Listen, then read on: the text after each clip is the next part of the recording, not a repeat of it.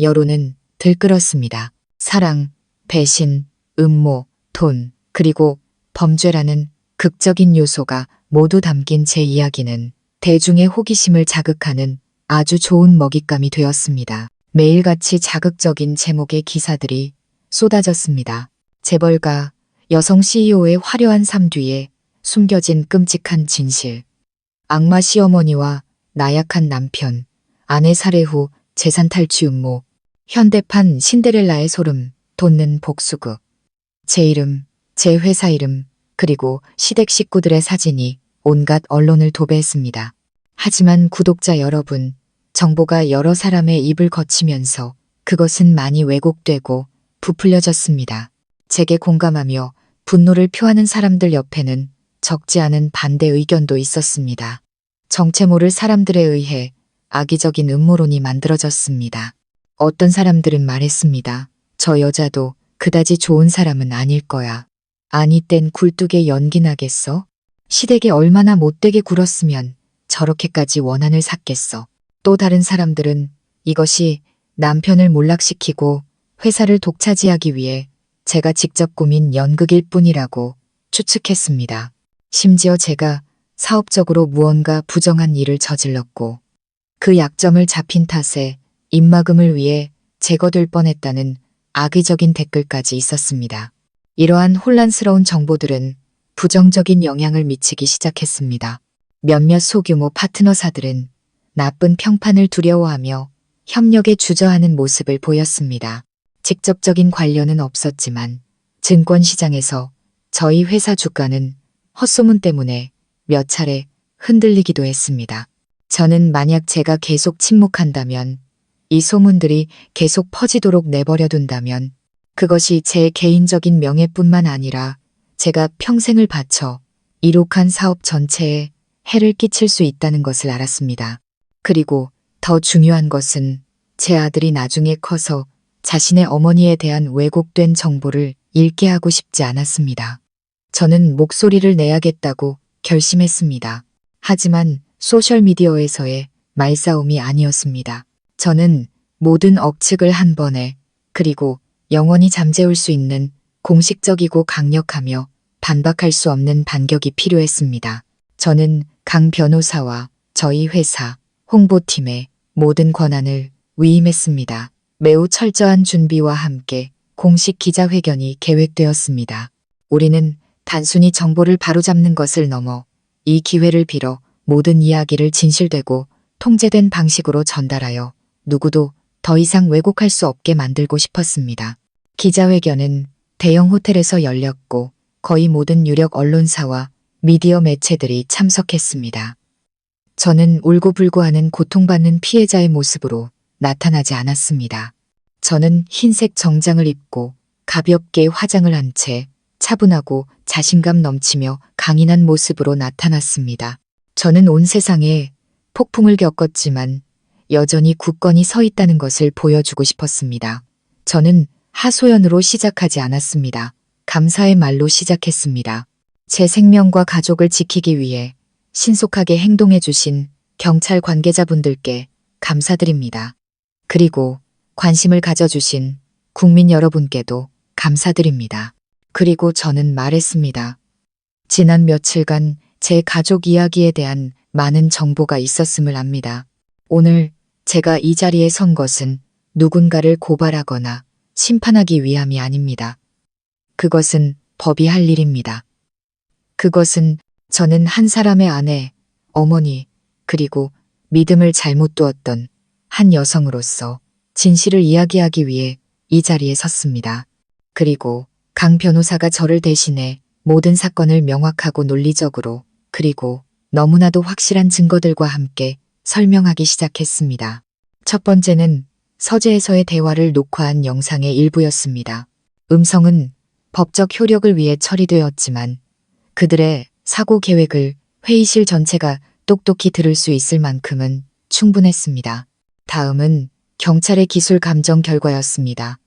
제 차의 브레이크 시스템이 고의적으로 조작되었음을 확인하는 내용이었습니다. 낯선 정비공의 사진도 공개되었습니다.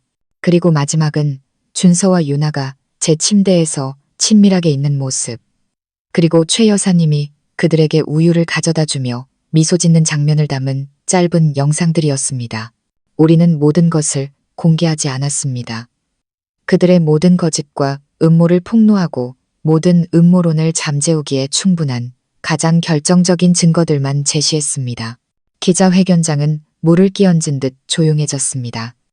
호기심과 의심으로 가득 찼던 기자들은 경악으로 그리고 이내 분노로 표정이 바뀌었습니다. 대중의 눈에 비쳤던 행복한 가족, 이해심 많은 시어머니, 모범적인 남편의 이미지는 완전히 무너져 내렸습니다. 오직 탐욕과 시기심 때문에 살인까지 서슴지 않는 악랄하고 비인간적인 자들의 진짜 얼굴만이 남았습니다. 이 역전의 미디어 플레이는 모든 소문과 억측을 완전히 잠재웠습니다. 진실은 더할 나위 없이 명확하고 공정하게 빛 속으로 드러났습니다. 충격적인 기자회견 이후 모든 진실이 빛 속으로 드러났습니다. 의심의 눈초리를 보내던 여론은 완전히 제 편으로 돌아섰습니다. 대중의 지지와 반박할 수 없는 증거들은 엄청난 압력을 만들어냈고 사건이 공정하고 엄격하게 심리될 것을 보장했습니다. 그리고 마침내 제가 가장 기다렸던 날이 왔습니다. 재판이 열리는 날, 그것은 단순히 그들의 죄를 심판하는 재판이 아니었습니다. 제 결혼 생활, 그리고 제가 겪어야 했던 고통스러운 청춘의 세월에 대한 판결이 내려지는 날이었습니다. 그날 10억 원의 법정은 사람들로 가득 찼습니다. 가족과 친지들 뿐만 아니라 수많은 기자들과 사건에 관심을 가진 시민들도 자리를 메웠습니다. 법정 안의 공기는 매우 엄숙하고 긴장감이 감돌았습니다. 저는 피해자석에 강 변호사 옆에 앉았습니다. 저는 검은색 정장을 입었고 얼굴은 평온했으며 눈빛은 단호했습니다. 저는 이곳에 울거나 하소연하러 온 것이 아니었습니다. 정의가 실현되는 것을 목격하기 위해 왔습니다. 반대편 피고인석에는 한때 제 가족이었던 세 사람이 앉아 있었습니다. 최 여사님은 몇 달간의 구속 생활 동안 머리가 하얗게 새었고 얼굴은 수척했으며 멍한 눈으로 허공을 응시하고 있었습니다. 유나는 깡마른 모습으로 고개를 푹 숙인 채 이따금씩 뒤늦은 눈물을 닦아낼 뿐이었습니다. 그리고 박준서, 그는 가운데에 등을 꼿꼿이 세우고 앉아 있었지만 어깨는 무겁게 처져 있었습니다. 그는 더 이상 시선을 피하지 않고 저를 똑바로 바라보았습니다. 후회와 고통, 그리고 무언가 애원하는 듯한 눈빛으로요. 재판이 시작되었습니다. 검사가 공소장을 낭독했습니다. 각각의 죄목과 행위가 명확하게 나열되었습니다. 재산 탈취 음모, 고의적인 외도 행위, 그리고 정점은 살인을 위한 사고 위장 음모. 한 문장 한 문장이 낭독될 때마다 마치 망치처럼 법정의 침묵을, 그리고 피고인석에 앉은 자들의 양심을 내리쳤습니다. 증거 영상이 대형 화면에 상영되자 법정은 다시 한번 술렁였습니다. 그들이 정말 사고처럼 보이게 해야 한다고 의논하는 장면과 준서와 공범이 제 차를 망가뜨리는 장면. 몇 번이고 다시 봤지만 만인 앞에서 공개되는 것을 보니 여전히 가슴이 아파왔습니다. 변론 과정은 예상대로였습니다. 증거가 너무나 명확했기에 그들의 변호인들은 반박할 만한 논점이 거의 없었습니다. 그저 우발적인 분노, 교사, 그리고 깊은 반성 등을 이유로 형량 감경을 요청할 뿐이었습니다. 최 여사님은 최후 진술에서 통곡하기 시작했습니다. 그녀는 더 이상 남 탓을 하지 않고 그저 제게 그리고 아들에게 미안하다는 말만 중얼거렸습니다. 유나도 마찬가지였습니다. 그녀는 젊은 날의 치기 어린 행동과 눈먼 사랑을 이유로 법의 관용을 구했습니다. 하지만 제 주의를 끈 것은 바로 박준서였습니다. 자신의 차례가 되자 그는 형량 감경을 요청하지 않았습니다. 그는 자리에서 일어나 저를 향해 몸을 돌렸습니다. 그리고 그는 깊이, 아주 깊이 고개를 숙였습니다. 재판장님, 그는 갈라졌지만 분명한 목소리로 말했습니다. 저는 제 죄에 대해 변명할 말이 아무것도 없습니다.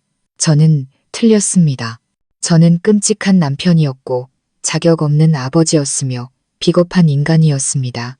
법의 모든 처벌을 달게 받겠습니다. 그것이 제가 치러야 할 대가이기 때문입니다. 그는 잠시 말을 멈추고 깊은 숨을 들이쉰 뒤 제 눈을 똑바로 바라보며 간절한 눈빛으로 말했습니다. 저는 단 하나의 부탁이 있습니다. 재판장님께가 아니라 제 아내 윤서연 씨에게입니다. 제가 더 이상 어떤 자격도 없다는 것을 압니다. 하지만 부탁합니다. 우리 아들의 인생에서 제 모습을 완전히 지워버리지는 말아주세요. 나중에 아이가 크면 아이에게 아빠가 있었다는 사실만은 알려주세요. 용서받을 수 없는 실수를 저질렀지만 항상 아들을 사랑했던 아빠가 있었다고요. 가끔씩이라도 사진으로라도 아들이 저를 알 수 있게 해주세요. 그것이 제가 감히 당신에게 부탁하는 유일한 마지막 소원입니다. 그의 간청에 법정 전체가 침묵에 잠겼습니다. 저는 그 자리에 얼어붙었습니다. 그는 자신을 위해서가 아니라 아들을 위해 빌고 있었습니다. 그 말은 한 어머니의 마음속 가장 약한 부분을 건드렸습니다. 저는 너무나 어려운 선택의 기로에 섰습니다. 수조 원의 사업 결정을 내릴 때보다 더 큰 내적 갈등에 휩싸였습니다. 제 아들의 미래, 저는 그것을 어떻게 마주해야 할까요? 한쪽에는 배신당한 고통과 증오가 있었습니다. 이성은 제게 완전히 단절하라고 박준서와 최 여사, 그리고 그 가족 전체를 제 모자의 삶에서 영원히 지워버리라고 속삭였습니다. 민준이가 죄 많은 아버지, 악독한 할머니에게 오염되지 않은 깨끗한 환경에서 자라게 하라고. 제 아들은 과거에 어떤 유령도 없는 완벽한 시작을 할 자격이 있었습니다. 하지만 다른 한편 제 마음 깊은 곳에서는 또 다른 질문이 떠올랐습니다. 뿌리를 완전히 지워버리는 것이 정말로 아이에게 최선일까? 결핍으로 채워진 완벽한 그림이 과연 오래갈 수 있을까? 나중에 아이가 커서 아빠는 어디 있냐고 물으면 저는 뭐라고 대답해야 할까? 아빠는 죽었다고 거짓말을 해야 할까? 아니면 아빠는 감옥에 있다고 사실을 말해야 할까? 어느 쪽이든 가시밭길이고 눈물길이었습니다. 만약 거짓말을 한다면 저는 평생 그 거짓말이 들킬까봐 두려워하며 살아야 할 것입니다. 그리고 만약 다른 사람의 입을 통해 진실이 밝혀진다면 제 아들은 몇 배로 더 큰 상처를 받을 것입니다. 저에 대한 믿음마저 잃게 되겠죠. 만약 사실대로 말한다면 어린아이가 자신의 아버지가 범죄자이며 심지어 자기 엄마를 해치려 했다는 충격을 감당할 수 있을까? 아이는 열등감과 죄책감 속에서 자라게 될 것입니다. 저는 정말로 알 수 없었습니다. 저는 양심과 이성의 갈림길에 아이를 고통스러운 진실로부터 보호하는 것과 진실이 아무리 잔인하더라도 그것을 마주하는 법을 가르치는 것 사이에 서 있었습니다. 그것은 어떤 법전도 해답을 줄 수 없는 문제였습니다. 잠시의 휴정 후 재판부가 다시 돌아왔습니다. 재판장은 엄숙한 목소리로 최종 판결을 낭독했습니다. 명확히 밝혀진 죄목과 부인할 수 없는 증거들로 그들은 합당한 판결을 받았습니다. 주모자 역할을 한 최 여사님은 가장 높은 형량을, 박준서와 유나 역시 자신들의 죄에 대한 대가를 차가운 철창 안에서 청춘으로 치르게 되었습니다. 법의 정의는 실현되었습니다. 재판이 끝난 후 저는 서둘러 떠나지 않았습니다. 저는 박준서와 마지막으로 만날 수 있게 해달라고 요청했습니다.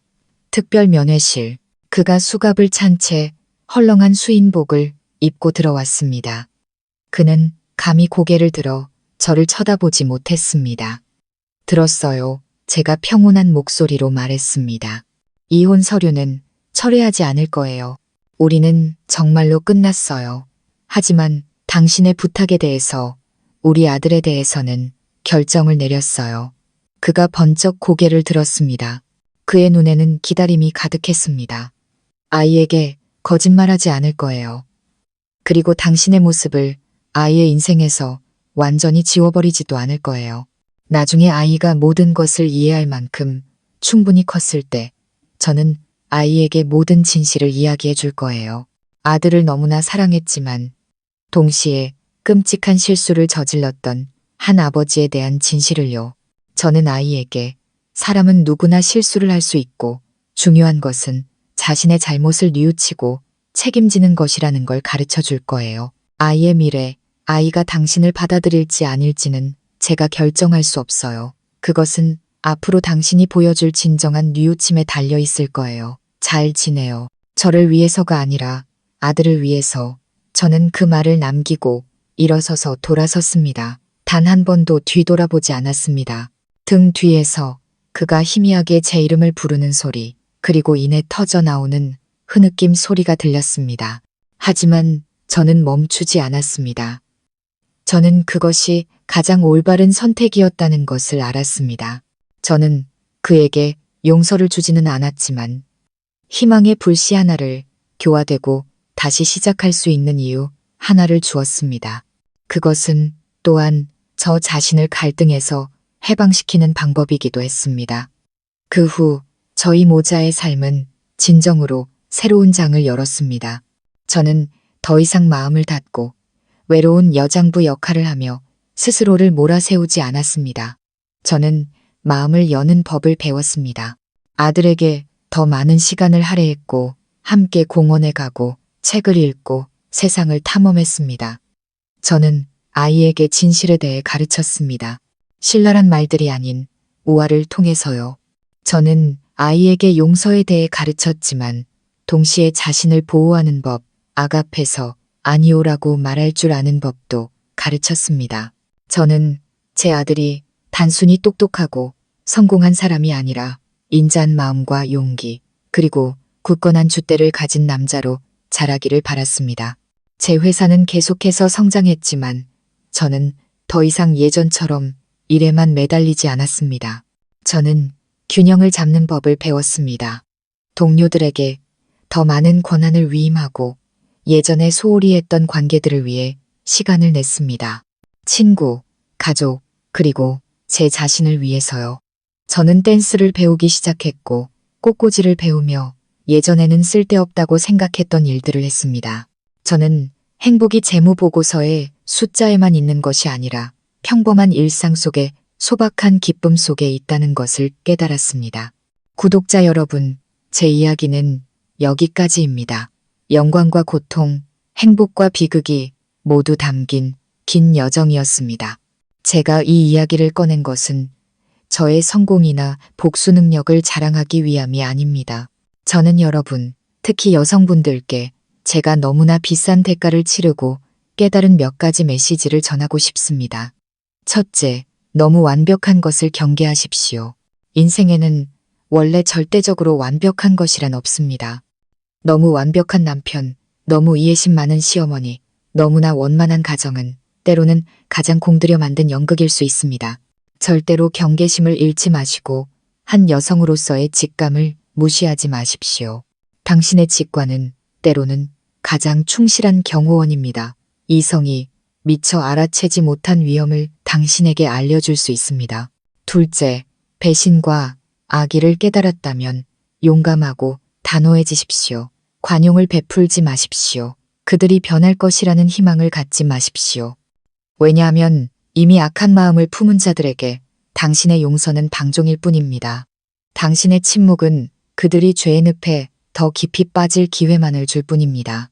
자신과 사랑하는 사람들을 보호하기 위해 때로는 우리는 강해져야 하고 심지어 잔인해져야 할 때도 있습니다. 그것은 악이 아니라 정당방위입니다. 그리고 마지막으로 재탄생의 힘을 믿으십시오. 진정한 행복은 처음부터 흠 하나 없는 완벽한 그림이 아닙니다. 진정한 행복은 때로는 우리가 용감하게 폭풍에 맞서고 그것을 이겨낸 후에야 비로소 찾는 평온입니다. 상처를 두려워하지 마십시오. 그것들은 바로 당신의 강인함을 증명하는 것이니까요. 과거가 당신을 정의하게 두지 마십시오. 그것을 교훈으로 새로운 미래, 더 찬란하고 의미 있는 새로운 삶을 건설할 수 있는 발판으로 삼으십시오. 이로써 우리가 함께 지켜보고 숨죽이고 분노하고 그리고 마침내 안도의 한숨을 내쉬었던 윤서연이라는 여성의 폭풍 같았던 여정은 공식적으로 막을 내렸습니다. 한 이야기의 마지막 장이 닫힐 때 우리 각자의 마음속에서는 가장 깊은 여운과 성찰이 시작됩니다. 숨 막힐 듯한 극적인 반전으로 가득했던 윤서연의 이야기는 단순한 가족 갈등이나 사랑의 배신에 대한 평범한 이야기를 훨씬 뛰어넘습니다. 그 깊은 곳에는 삶과 인간 본성에 대한 큰 교훈과 값비싼 경고가 담겨 있습니다. 특히 현대 사회에서 여성이 진정한 가치를 찾아가는 여정에 대한 경고 말입니다. 첫 번째 교훈이자 아마도 가장 가슴 아픈 메시지는 바로 완벽한 그림의 위험성과 자신의 직감을 믿는 것의 중요성에 대한 것입니다. 윤서연의 삶은 처음에는 가장 찬란한 색채로 그려졌습니다. 최고의 커리어, 모범적인 남편, 국민 시어머니, 그리고 행복이 넘치는 가정까지. 그 그림은 너무나 아름다워서 똑똑하고 예리한 그녀조차도 완전히 믿고 그 속에 빠져들게 만들었습니다. 하지만 구독자 여러분, 인생에는 원래 절대적으로 완벽한 것이란 없습니다. 무언가가 너무 좋아 보이고 너무 흠잡을 데 없어 보일 때 때로는 그것이 가장 공들여 만든 연극일 수 있습니다. 우리 역시 일상생활에서 종종 완벽함에 대한 강박에 시달립니다. 소셜미디어에 행복한 가족의 이미지를 만들려고 애쓰고 친구들 눈에는 성공적인 커리어를, 친척들 앞에서는 풍족한 삶을 보여주려 합니다. 하지만 우리는 잊고 있습니다. 그 미소와 아름다운 사진 뒤에는 당사자만이 아는 어두운 구석과 균열이 항상 존재한다는 것을요. 윤서연의 이야기는 우리에게 결코 화려한 겉모습에 속지 말라고, 그리고 첫 번째 균열이 보였을 때 그것이 아주 작은 파문에 불과할지라도 용감하게 그것을 직시하라고 상기시켜줍니다. 이 이야기에서 파문은 바로 한 아이의 순진한 한마디였습니다. 유나 선생님이 아빠한테 뽀뽀하는 걸 봤어요.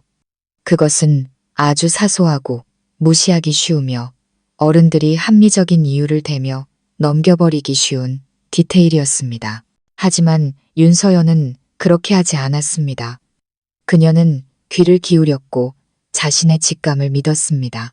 구독자 여러분, 한 여성의 직감, 그것은 신비롭거나 망상적인 것이 아닙니다. 그것은 잠재의식적 지혜의 총합이며 이성이 놓칠 수 있는 사소한 디테일, 비정상적인 행동, 눈빛, 말투들을 우리의 뇌가 꿰어 맞추는 능력입니다. 그것은 조기 경보 시스템이자 항상 우리의 영혼을 지키는 충실한 경호원입니다. 살면서 우리는 얼마나 많이 어떤 관계나 약속에서 무언가 잘못되었다는 느낌을 받았지만 내가 너무 예민한가 봐, 내가 너무 의심이 많나 라고 스스로를 다독였습니까? 우리는 속 좁다는 소리를 들을까 봐, 다른 사람의 기분을 상하게 할까 봐 두려워했습니다. 그래서 우리는 그 경고의 목소리를 무시했습니다. 윤서연은 무시하지 않았습니다.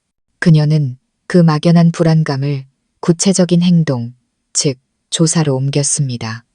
그리고 바로 그 직관을 믿는 용기가 그녀의 목숨을 구했습니다. 여기서 얻을 수 있는 교훈은 바로 자기 자신을, 자기 마음 깊은 곳의 감각을 믿는 법을 배우라는 것입니다.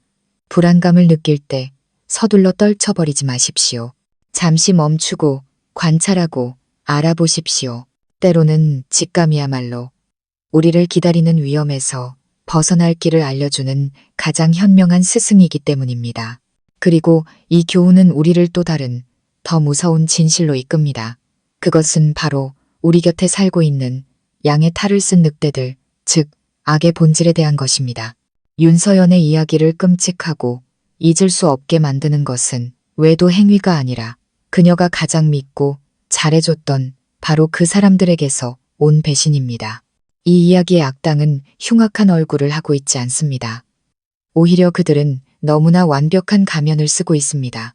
최 여사님은 며느리를 항상 사랑하고 보살피고 자랑스러워하는 국민 시어머니의 가면을 썼지만 그 뒤에는 병적인 질투, 시기심, 그리고 미친 듯한 통제욕이 있었습니다. 박준서는 항상 따뜻하고 이해심 많으며 아내를 지지하는 모범적인 남편의 가면을 썼지만 그 뒤에는 깊은 자격지심, 비겁할 정도의 나약함, 그리고 악의 유혹에 쉽게 넘어갈 수 있는 마음이 있었습니다. 그리고 김유나는 순수하고 불쌍한 대학생의 가면을 썼지만 그 뒤에는 끝없는 야망, 잔인함, 그리고 자신을 거두어 준 사람을 기꺼이 짓밟고 올라서려는 마음이 있었습니다. 그들이 바로 양의 탈을 쓴 늑대들입니다. 그들은 윤서연의 친절과 신뢰를 바로 그녀를 공격하는 무기로 사용했습니다. 그녀가 해준 밥을 먹고, 그녀가 지은 집에서 살고, 그녀가 번 돈으로 생활하면서 마음속으로는 그녀를 파멸시킬 계획을 조용히 세우고 있었던 것입니다. 이것은 우리에게, 당신에게 잘해주는 모든 사람이 정말로 좋은 사람은 아니라는 쓰라린 교훈을 줍니다. 때로는 가장 달콤한 칭찬이 가장 어두운 의도를 숨기고 있을 수 있습니다.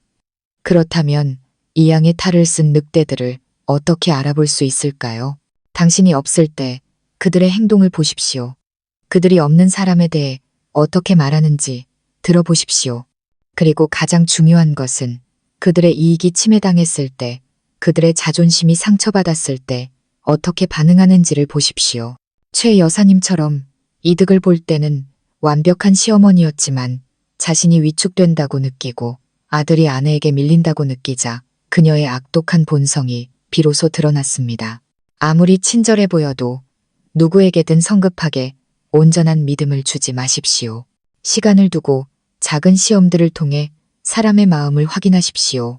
진짜 금은 불을 두려워하지 않고 아무리 정교하게 만들어진 가면이라도 언젠가는 떨어지기 마련이니까요.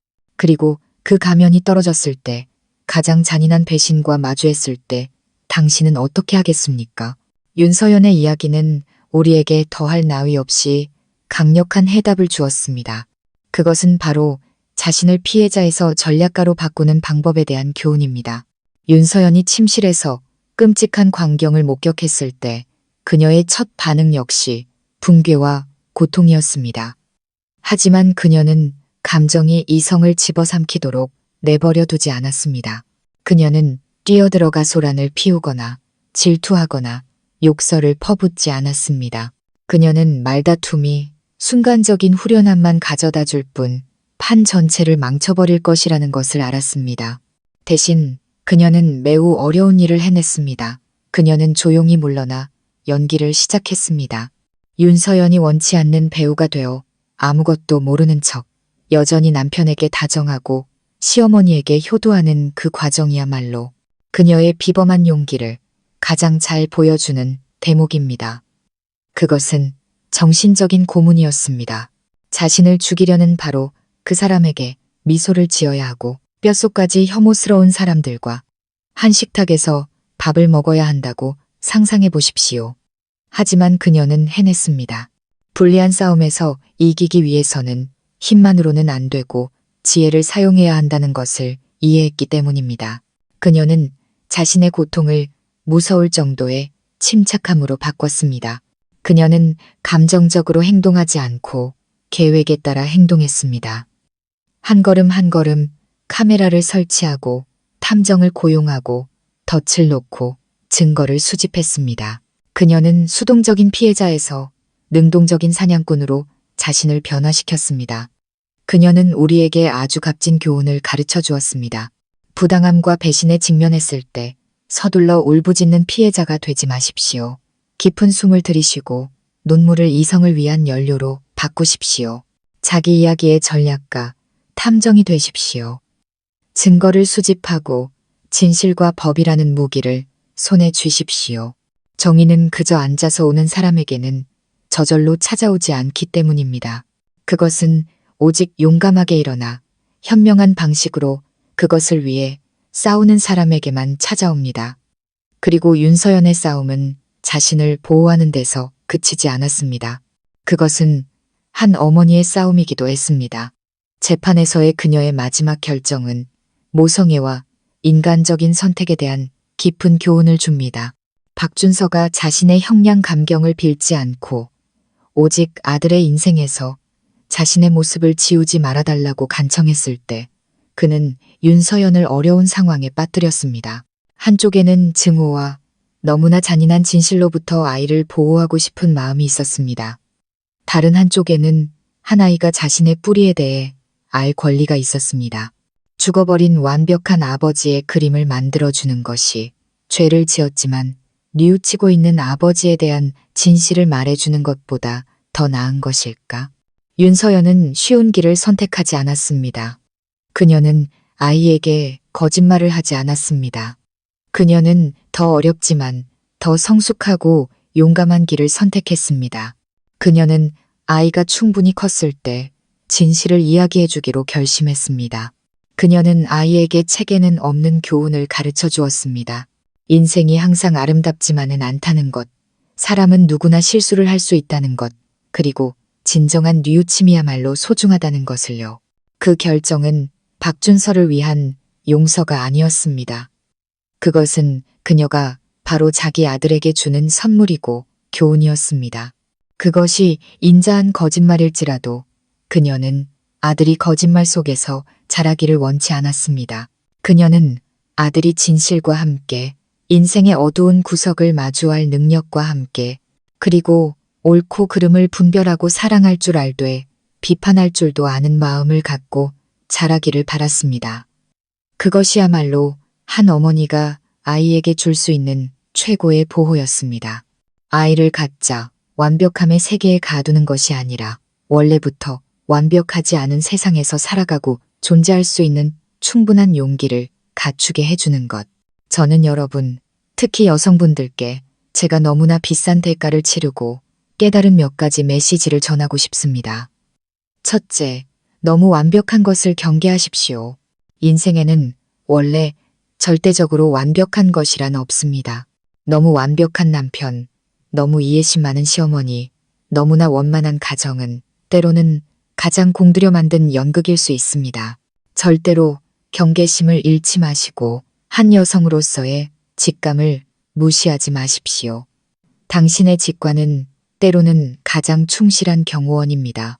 이성이 미처 알아채지 못한 위험을 당신에게 알려줄 수 있습니다. 둘째, 배신과 악의를 깨달았다면 용감하고 단호해지십시오. 관용을 베풀지 마십시오. 그들이 변할 것이라는 희망을 갖지 마십시오.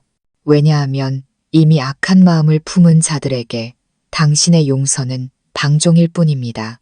당신의 침묵은 그들이 죄의 늪에 더 깊이 빠질 기회만을 줄 뿐입니다.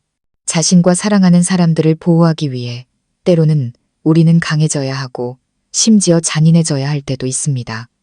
그것은 악이 아니라 정당방위입니다. 마지막으로 윤서연의 이야기는 재탄생의 힘에 대한 한편의 서사시입니다. 그녀에게서 가장 존경스러운 점은 부유함도 멋진 복수극도 아닙니다. 가장 존경스러운 점은 붕괴의 잿더미 속에서 일어서는 능력입니다. 도저히 치유될 수 없을 것 같은 상처를 겪었음에도 그녀는 과거가 자신을 집어삼키도록 내버려 두지 않았습니다. 그녀는 증오가 자신을 그들처럼 만들도록 내버려 두지 않았습니다. 그녀는 상처를 강인함의 증거로 만들었습니다. 그녀는 자기 인생의 비극을 다른 여성들을 돕는 영감의 원천으로 만들었습니다. 그녀가 마침내 얻은 행복은 기적이 아니라 끈질긴 투쟁의 필연적인 결과였습니다. 영혼의 자유에서 오는 자신의 삶의 주인이 되는 데서 오는 행복이었습니다. 구독자 여러분, 우리 각자의 인생은 여러 장으로 이루어진 한 권의 책과 같습니다. 찬란한 장도 있겠지만 어둠으로 물든 장도 있을 것입니다. 윤서연의 이야기는 우리에게 관계 속의 어두운 구석을 비춰주고 또한 어둠에서 벗어날 길을 알려주는 횃불과 같습니다. 부디 항상 기억하십시오. 당신의 친절은 값진 선물입니다. 그것을 소중히 여기지 않는 사람들에게 결코 주지 마십시오. 당신의 경계선은 당신의 존엄입니다. 누구도 그것을 짓밟게 두지 마십시오.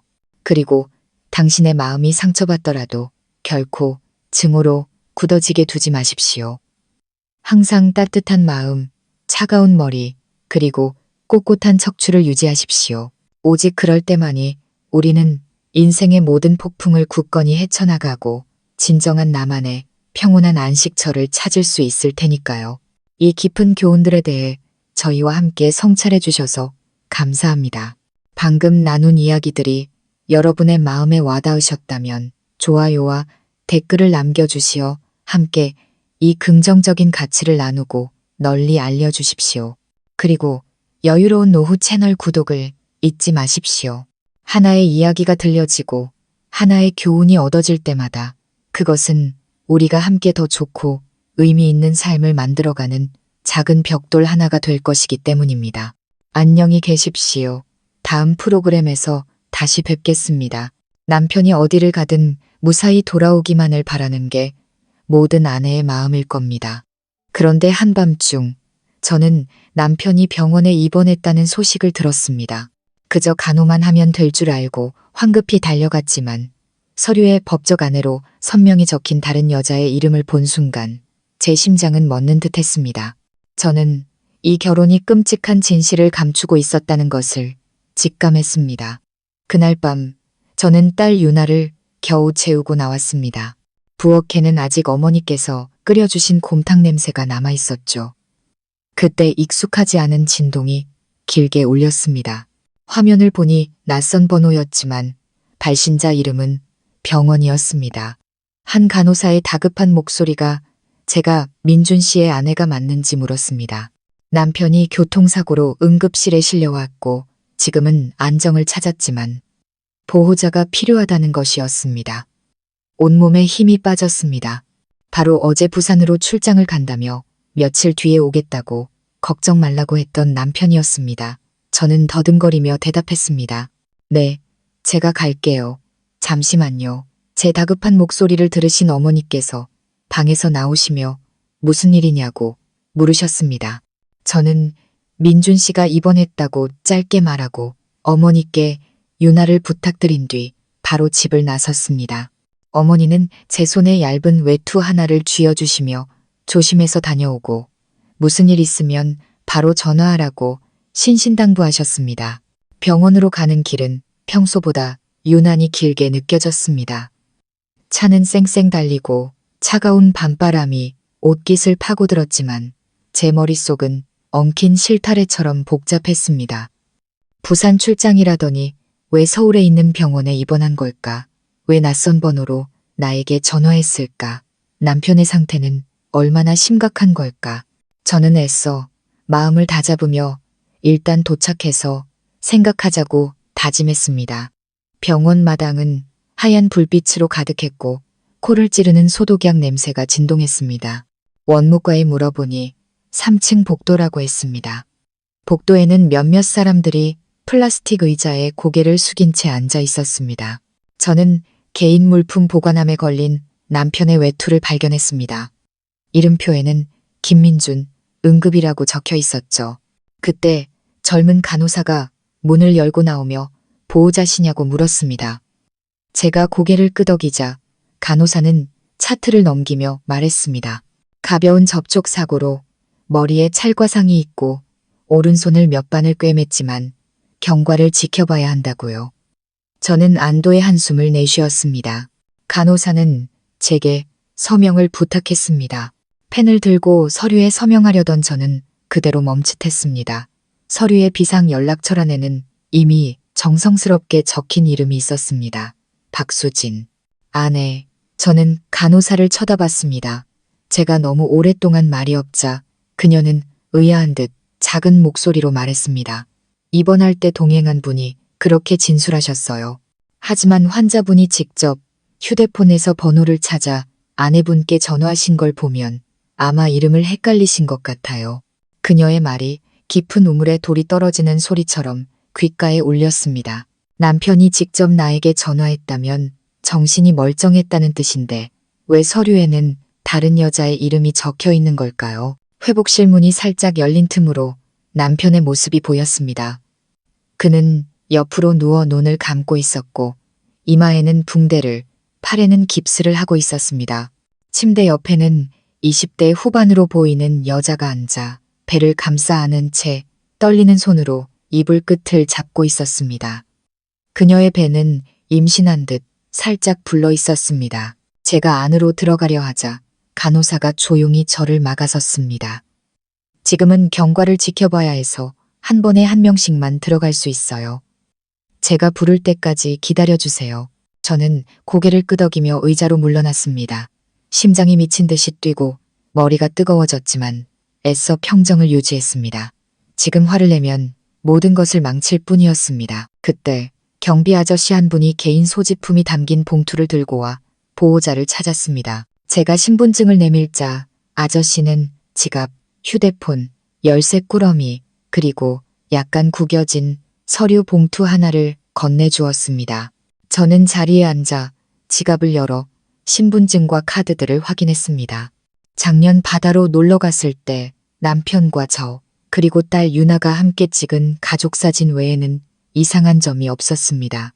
저는 서류 봉투를 열었습니다. 안에는 현재 부부 공동 명의로 된 아파트의 등기 부등본, 사본 한 묶음, 희미한 인주 자국이 찍힌 주택 매매 위임장 초안, 그리고 아파트를 담보로 한 은행 대출 신청서 2장이 들어 있었습니다. 위임장에는 위임에 동의함이라는 문구 옆에 제 이름이 또렷이 적혀 있었습니다. 그 아래에는 제 필체와 매우 흡사하지만 끝이 어색하게 끊어진 낯선 서명이 있었습니다. 저는 한동안 멍하니 앉아 있었습니다. 외투 주머니에는 내일 아침 상철이라는 사람과 만나 서류를 마무리하기로 한 약속 메모가 끼워져 있었습니다. 메모지 귀퉁이에는 수진 씨, 진료 기록 꼭 챙겨와요 라는 손글씨가 적혀 있었습니다. 저는 고개를 들어 깊은 숨을 내쉬었습니다. 손등이 차갑게 식어 있었습니다. 부산 출장은 애초에 없었던 겁니다. 남편은 우리의 집을 담보로 잡히려 했고 수진이라는 여자까지 얽혀 있었습니다. 만약 오늘 밤 이 전화를 받지 못했다면 내일 아침 모든 것이 끝나버렸을지도 모릅니다. 저는 위조된 서명을 다시 쳐다보며 침착하게 상황을 정리하기 시작했습니다. 첫째, 남편이 아내의 서명까지 위조할 만큼 무슨 급한 일이 생긴 걸까? 둘째, 수진이라는 여자는 누구이며 왜 여기에 있는 걸까? 왜 아내로 기록된 걸까? 셋째, 진료 기록은 무엇일까? 그녀의 배와 관련이 있는 걸까? 넷째, 상철이라는 사람과의 약속은 서류와 관련된 것일까? 아니면 또 다른 연결고리일까? 그때 문이 열리며 간호사가 저를 불렀습니다. 제가 안으로 들어가자 남편은 눈을 뜨고 저를 보며 잠시 당황한 기색을 비치더니 애써 미소를 지었습니다. 제가 다가가 이름을 부르자 그는 잠긴 목소리로 작게 응하고 대답했습니다. 옆에 있던 여자가 벌떡 일어나 저를 경계하며 쳐다봤습니다. 저는 짧게 안녕하세요 라고 인사했습니다. 그녀는 고개를 숙이며 저를 형님이라 부르고 자신을 동생이라 칭했습니다. 저는 의사에게 남편의 상태를 물었고 의사는 하룻밤 경과를 지켜본 뒤 내일 아침 다시 촬영해 봐야 한다고 했습니다. 저는 감사하다고 인사한 뒤 가만히 서서 남편을 바라봤습니다. 세 사람 사이의 침묵은 한참 동안 얼음처럼 계속되었습니다. 오직 심박 측정기의 삑삑 소리만이 정적을 깼습니다. 저는 지갑에서 유나의 사진을 꺼내 남편에게 보여주었습니다. 유나는 자, 어머니가 보고 계셔. 병원에서 전화 와서 왔어. 남편은 제 시선을 피하며 고개를 끄덕였습니다. 저는 더 이상 아무것도 묻지 않았고 소란을 피우지도 않았습니다. 지금 당장 묻는 것은 상황을 더 악화시킬 뿐이었습니다. 저는 그 여자에게 돌아보며 비꼬거나 화내지 않고 부드럽게 말했습니다. 밤이 늦었으니 앉아서 좀 쉬어요. 그녀는 작은 목소리로 죄송합니다. 형님이라고 말했습니다. 저는 한숨을 내쉬었습니다. 누구도 나쁜 일을 원하지는 않죠. 중요한 건 모든 게 명확해져야 한다는 거예요. 남편은 피곤한 듯 눈을 감았습니다. 저는 밖으로 나와 서류 봉투를 꽉 쥐었습니다. 병원 복도 불빛 아래 손에 밴 땀 때문에 위조된 서명이 희미하게 번져 보였습니다. 문득 시어머니께서 저를 집으로 불러 식사 대접을 해주시던 날이 떠올랐습니다. 어머님께서는 늘 제가 살림 잘하고 분수를 안다며 칭찬하시곤 했죠. 아들을 보물처럼 아끼시던 그 눈빛도 기억납니다. 이 사실을 아시면 얼마나 가슴 아파하실까요? 하지만 결혼할 때 친정어머니께서 해주신 당부도 떠올랐습니다. 가정을 지키는 것도 중요하지만 너 자신을 잃어서는 안 된다. 진실을 밝혀야 할 때 결코 떨지 말라고 하셨습니다. 저는 벽에 등을 기댄 채 휴대폰을 꺼내 어머니께 전화를 걸었습니다. 병원에 도착했어요. 민준 씨 괜찮아요. 어머니, 주무세요. 지금 당장 해야 할 일이 있어요. 어머니는 잠시 침묵하시더니 그래, 침착하게 옳은 일을 하렴이라고 답하셨습니다. 저는 주소록을 열어 법률사무소에서 일하는 외사촌 오빠, 진우 오빠에게 전화를 걸었습니다. 이 시간이면 자고 있을 텐데 신호음이 울리자마자 바로 전화를 받았습니다. 서연아, 웬일이야? 이 시간에? 무슨 급한 일 있어? 저는 한밤중에 전화, 아내로 기록된 다른 여자의 이름, 외투 주머니에서 나온 위임장과 제 이름으로 위조된 서명, 상철이라는 사람과의 약속, 그리고 수진에게 진료 기록을 가져오라고 한 메모까지 하나도 빠짐없이 천천히 설명했습니다. 수화기 너머에서 잠시 침묵이 흐르더니 오빠가 말했습니다. 그 서류들 전부 절대 잃어버리지 말고 한 장 한 장 사진 찍어놔. 아무한테도 뺏기면 안 돼. 내일 아침에 내가 병원으로 갈게. 그리고 지금 당장 관할 파출소에 전화해서 서명 위조 및 재산 사기 가능성에 대해 신고해. 침착하고 명확하게 진술해야 해. 이런 일은 처음부터 기록을 남겨야 내일 증거가 사라지는 걸 막을 수 있다고 했습니다. 저는 고개를 들었습니다. 복도의 불빛이 조금 더 밝아진 것 같았습니다. 갑자기 마음이 단단해지는 것을 느꼈습니다. 저는 진호 오빠에게 병원 주소를 문자로 보낸 뒤 원무과에 걸린 안내판을 보고 파출소 번호를 눌렀습니다.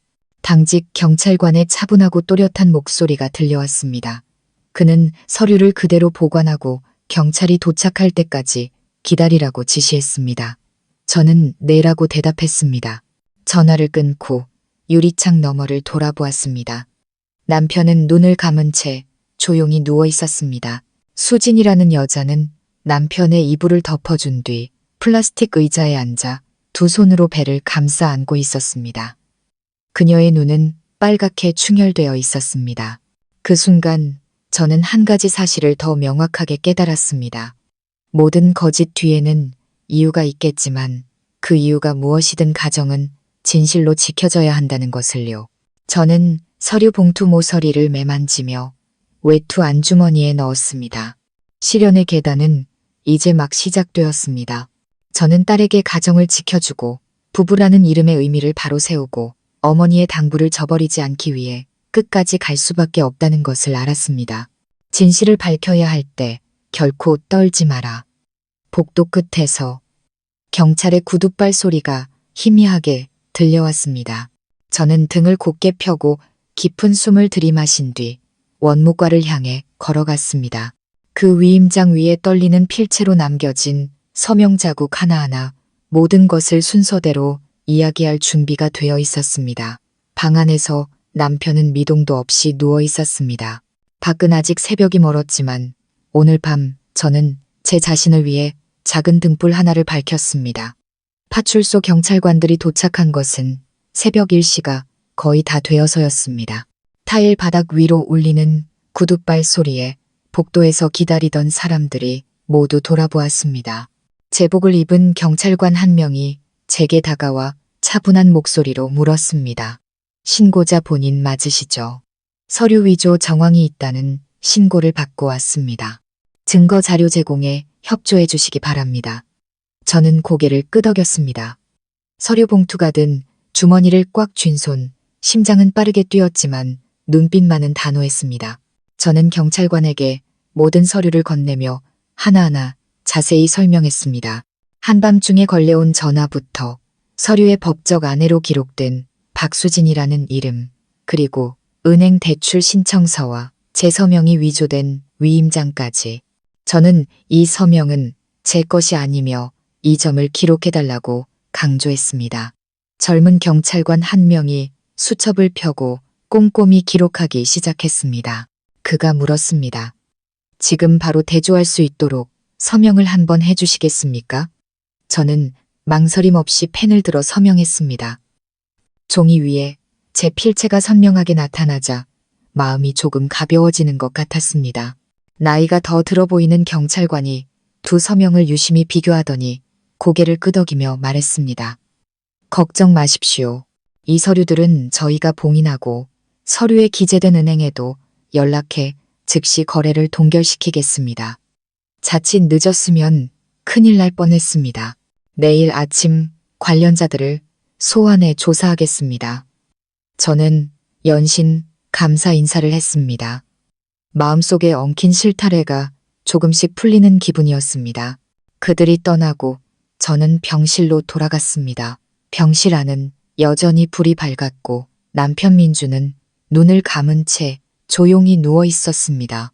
하지만 저는 그가 잠들지 않았다는 것을 알 수 있었습니다. 수진이라는 여자는 여전히 옆에 앉아 있었습니다. 빨갛게 충혈된 눈, 두 손은 마치 아이를 보호하려는 듯 배 위에 놓여 있었습니다. 저는 문가에 서서 안으로 들어가지 않고 조용히 그들을 지켜보았습니다. 결혼 생활 몇 년 동안 제가 이런 상황에 처하게 될 거라고는 상상도 못했습니다. 남편은 병원에 누워 있고 그 곁에는 아내뿐만 아니라 다른 여자가, 심지어 병원 기록에는 버젓이 아내라고 적힌 여자가 있었습니다. 씁쓸함이 밀려왔지만 애써 삼켰습니다. 지금 중요한 것은 질투심에 소란을 피우는 것이 아니라 음모의 소나귀에서 우리 집과 어린 딸, 그리고 가족의 재산을 지키는 것이었습니다. 저는 복도 의자에 앉아 벽에 머리를 기댔습니다. 진우 오빠의 냉정해야 해, 감정에 휩쓸리지 말라는 말이 귓가에 맴돌았습니다. 저는 휴대폰을 열어 방금 경찰이 작성한 사건 접수 확인서를 사진으로 찍어 증거로 남겼습니다. 그리고 친정어머니께 문자를 보냈습니다. 엄마, 걱정 마세요. 경찰이 개입했어요. 저 괜찮아요. 곧 유나에게 돌아갈게요. 문자를 보내고 나니 갑자기 눈시울이 뜨거워졌습니다. 딸아이의 천진난만한 얼굴이 떠오르자 저는 스스로에게 약해지지 말자고 다짐했습니다. 제 뒤에는 엄마라는 기둥만을 바라보는 작은 생명이 있으니까요. 새벽 3시가 가까워지자 복도는 조용해졌습니다. 간호사의 발소리와 이동식 침대 바퀴 소리만이 간간히 들려왔습니다. 잠깐 눈을 붙였다가 누군가 작게 부르는 소리에 깜짝 놀라 깼습니다. 눈을 뜨니 수진이 제 앞에 서 있었습니다. 창백한 얼굴, 걱정이 가득한 눈빛이었습니다. 그녀가 작은 목소리로 말했습니다. 형님, 죄송해요. 일이 이렇게 되길 바란 건 아니었어요.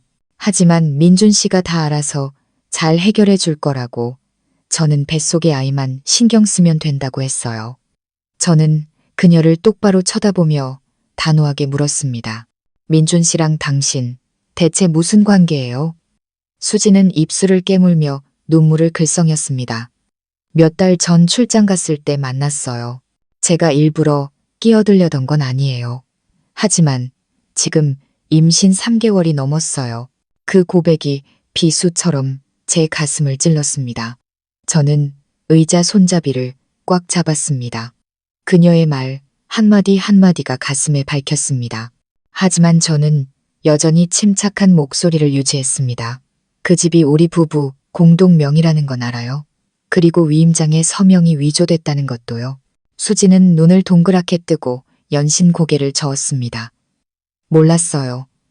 그냥 급하게 돈이 필요하다고 저에게 기댈 곳을 마련해 주겠다고만 했어요. 이렇게까지 될 줄은.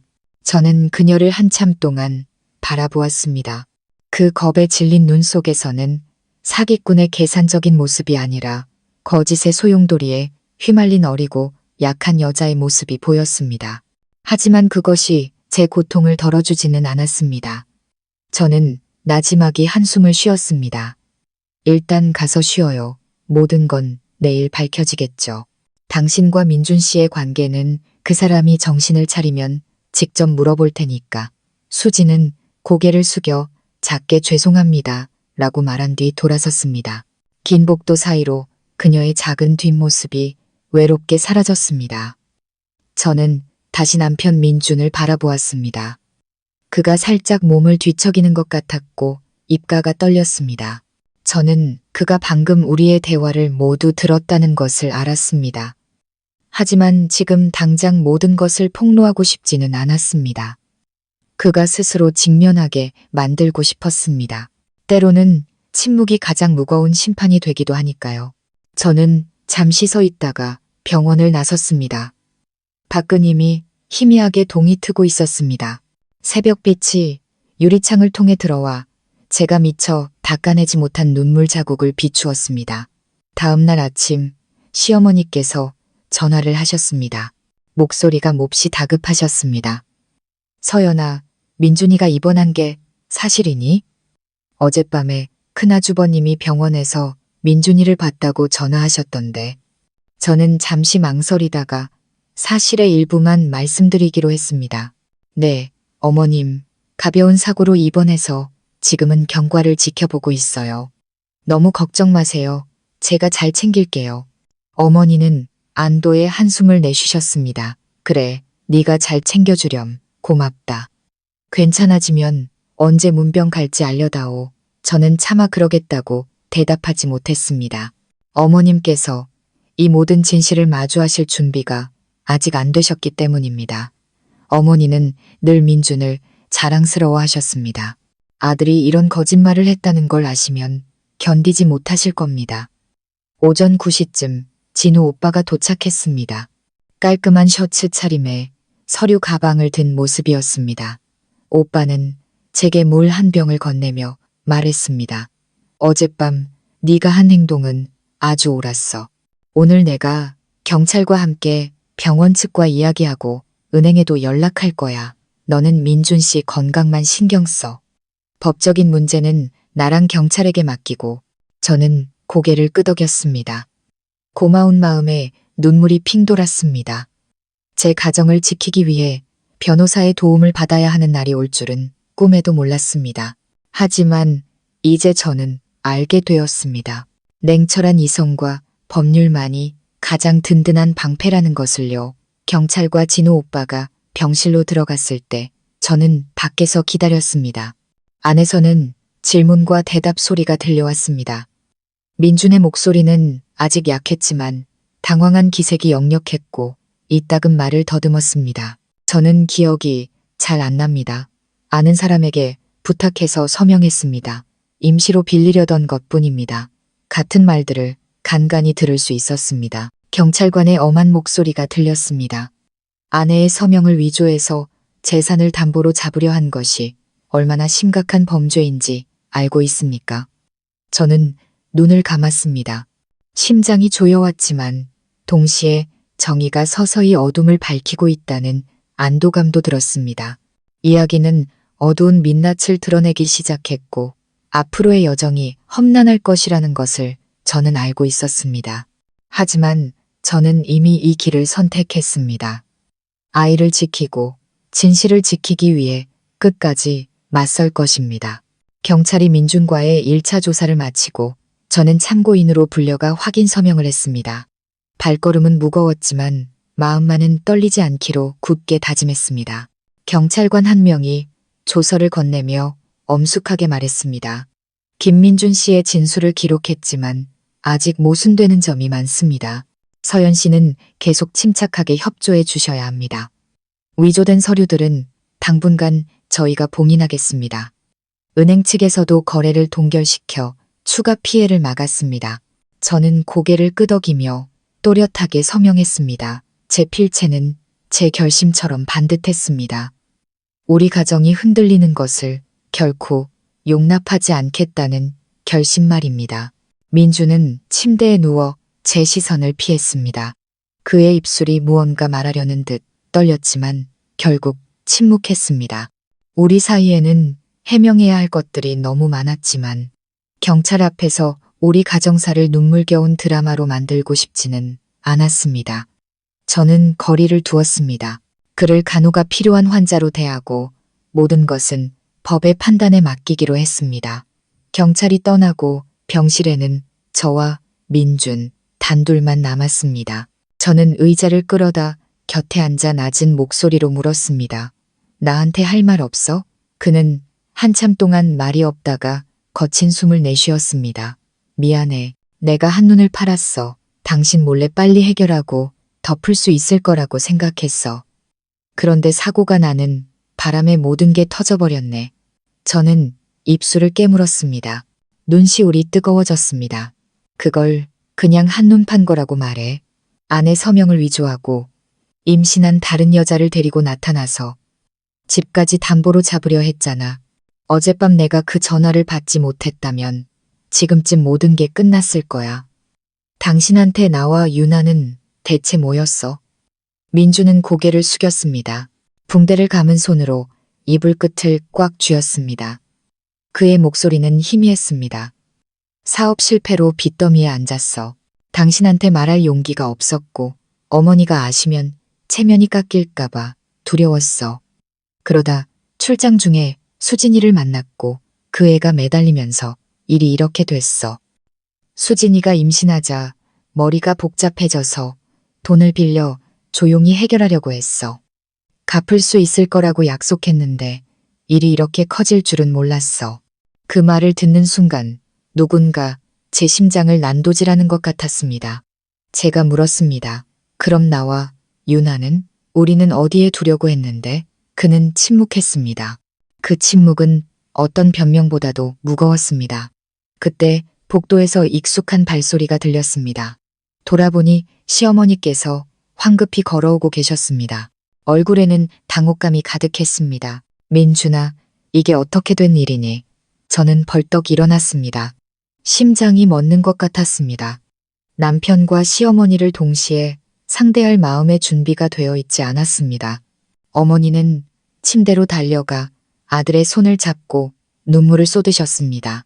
어쩌다 이 지경이 됐니? 엄마한테는 왜 한마디도 안 하고. 민주는 입술을 달싹였습니다. 어머니, 그냥 좀 긁힌 거예요. 걱정 마세요. 어머니는 저를 돌아보셨습니다. 눈이 빨갛게 충혈되어 있었습니다. 서연아, 왜 나한테 바로 알리지 않았니? 저는 고개를 숙였습니다. 어머님께서 너무 걱정하실까 봐요. 하지만 바로 그 순간 슬리퍼 끄는 소리와 함께 수진이 나타났습니다. 시어머니는 그대로 멈춰 섰습니다. 헐렁한 옷 아래로 배가 선명하게 나온 젊은 여자를 의심스러운 눈초리로 쳐다보셨습니다. 어머니는 미간을 찌푸리며 물으셨습니다. 이 아가씨는 누구냐? 병실 안의 공기는 순식간에 얼어붙었습니다.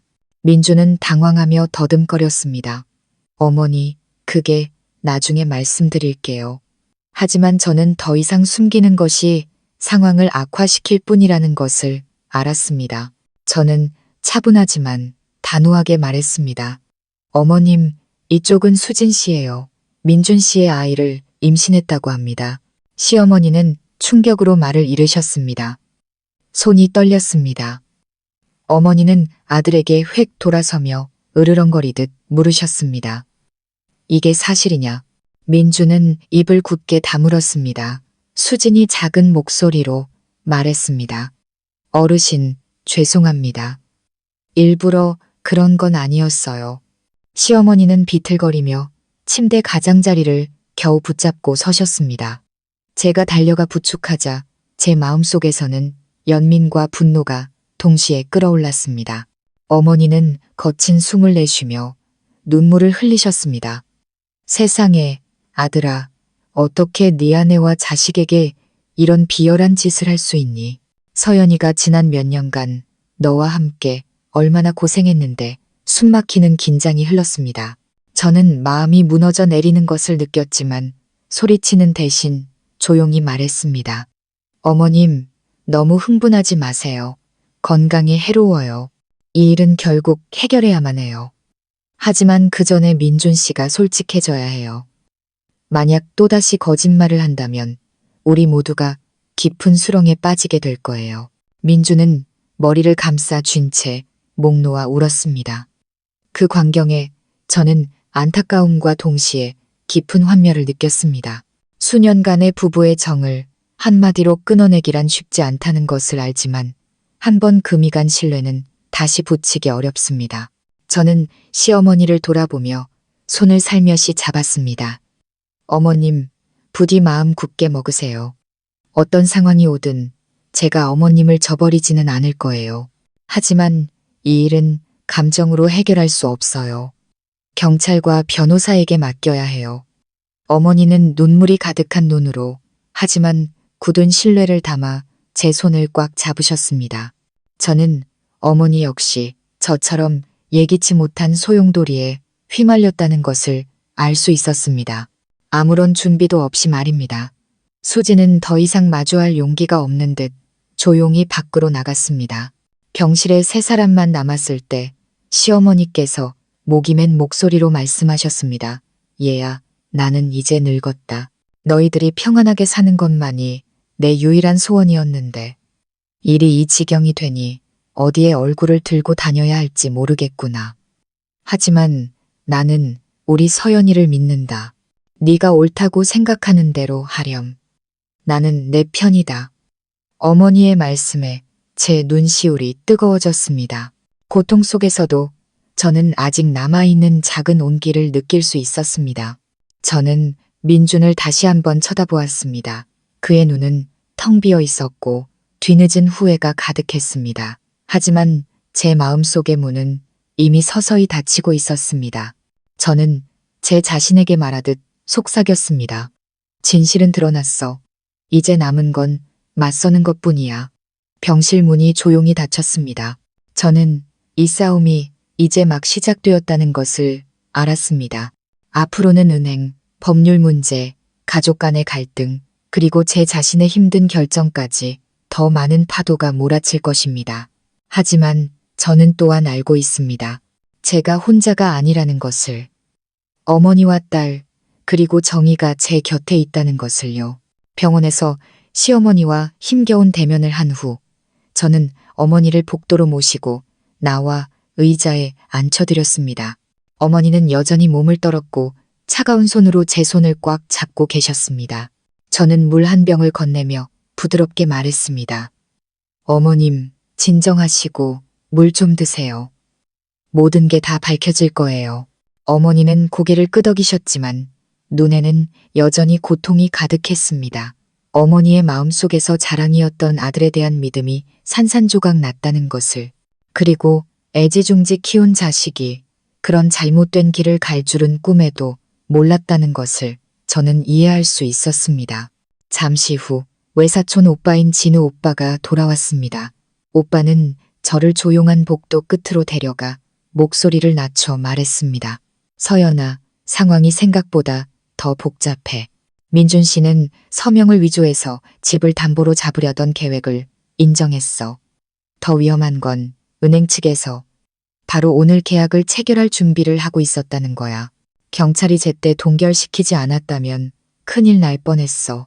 하지만 다른 여자가 아내라고 나선 것 때문에 서류가 더 복잡해졌어.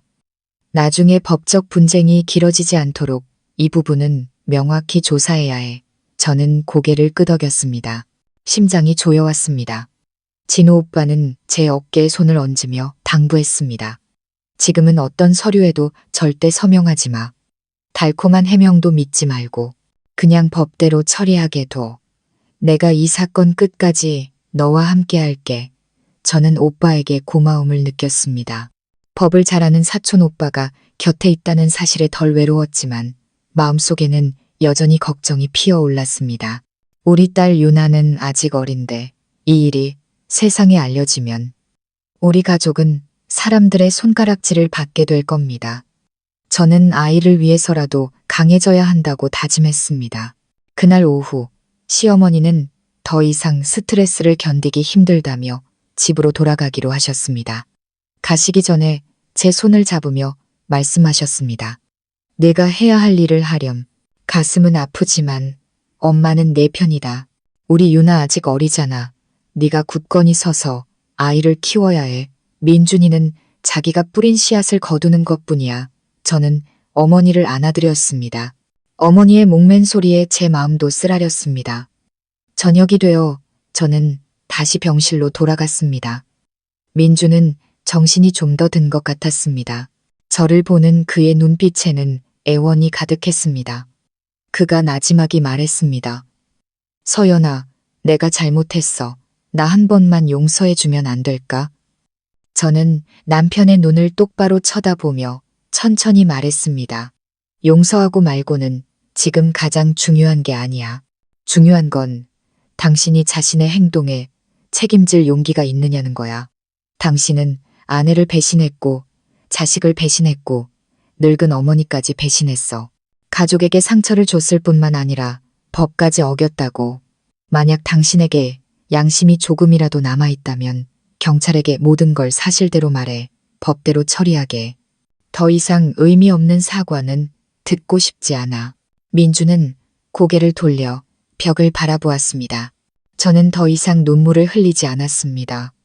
지난 몇 년간 저는 적지 않은 희생을 했습니다. 하지만 진실이 적나라하게 드러난 지금 저는 진실의 편에 설 수밖에 없었습니다. 진실은 잔인하지만 동시에 유일한 탈출구이기도 했습니다. 밤이 깊어지자 병원 복도는 한산해졌습니다.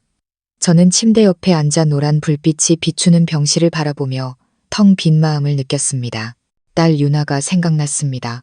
제 목을 끌어안던 아이의 순수한 눈빛이 떠올랐습니다. 저는 마음속으로 약속했습니다.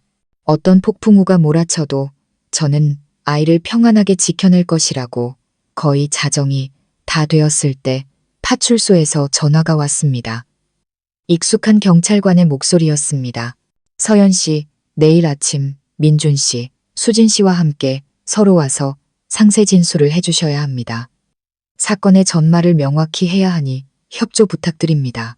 저는 짧게 대답했습니다. 네, 가겠습니다. 전화를 끊고 저는 민준을 흘끗 쳐다보았습니다.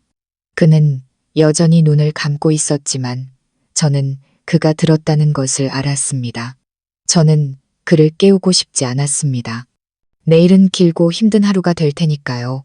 다음날 아침 저는 진우 오빠와 함께 경찰서로 갔습니다. 민주는 조사 협조를 위해 임시 퇴원했고 수진도 와 있었습니다. 조사실은 밝았고 책상 위에는 서류 뭉치가 놓여 있었습니다.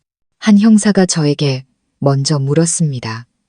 서명 위조, 아파트 담보, 대출 목적, 그리고 민준 씨와 수진 씨의 관계에 대해 아는 것이 있습니까? 저는 명확하게 진술했습니다. 서류 사진을 증거로 제출하고 제가 겪은 모든 일을 처음부터 끝까지 이야기했습니다. 저는 단호하게 말했습니다. 저는 어떤 서류에도 동의한 적이 없으며 그 서명은 완전히 위조된 것입니다. 부디 진실을 밝혀주시길 바랍니다. 다음은 민준 차례였습니다. 그는 고개를 숙인 채 일부를 시인했습니다. 빚의 압박 때문에 그런 어리석은 생각을 했습니다. 돈을 빌려 수진이와 아이를 책임지려 했는데 일이 이렇게 심각해질 줄은 몰랐습니다. 그의 고백에 조사실 안의 공기는 무겁게 가라앉았습니다. 형사가 엄숙하게 말했습니다. 아내의 서명을 위조해 재산을 가로채려 한 행위는 명백한 범죄입니다. 법에 따라 처리될 것입니다. 우선 관련 서류는 모두 압수하고 조서를 작성하겠습니다. 저는 그 말을 들으며 마음이 아프면서도 한편으로는 가벼워졌습니다. 가정이 무너지는 것은 고통스러웠지만 더 이상 어둠 속에 감춰진 것 없이 진실이 드러났기 때문입니다. 저는 수진을 쳐다보았습니다. 그녀는 배를 감싸 안은 채 눈물을 흘리고 있었습니다. 그녀 역시 이 소용돌이의 희생자일지도 모릅니다. 하지만 저는 더 이상 그녀를 동정할 여력이 없었습니다. 지금 저에게 가장 중요한 것은 딸 유나와 시어머니의 평안이었습니다. 경찰서를 나오며 저는 어깨를 짓누르는 짐이 여전히 무겁다고 느꼈지만 발걸음은 한결 단단해져 있었습니다. 앞으로의 길이 멀고 험난할 것을 알지만 적어도 저는 물러서지 않았습니다. 경찰서에서 조사를 받은 후 저는 무거운 마음으로 집에 돌아왔습니다. 딸 유나가 달려와 제 다리를 껴안았습니다. 아이의 맑은 눈망울에 제 심장이 녹아내리는 것 같았습니다. 저는 아이를 품에 안고 익숙하고 향긋한 머리 내음을 맡았습니다. 마음속의 온갖 걱정과 씁쓸함도 아이의 포옹 한 번에 조금은 누그러졌습니다. 어머니께서 부엌에서 나오시며 저를 살피셨습니다. 일은 어떻게 됐니?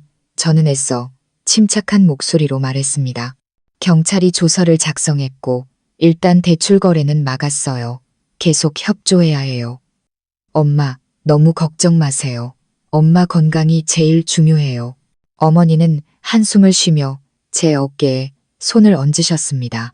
딸아, 결혼하면 누구나 평온하기를 바라지만 폭풍우가 닥쳤을 땐 오직 강단만이 가정을 지킬 수 있단다.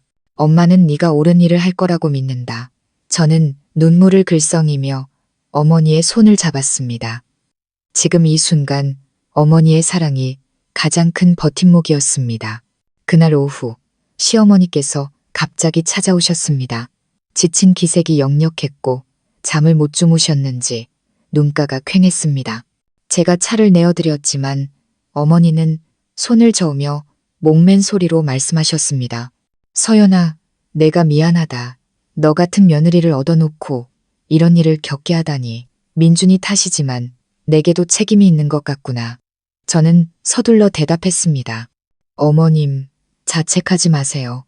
어머님께서 민준 씨를 얼마나 아끼시는지 알아요.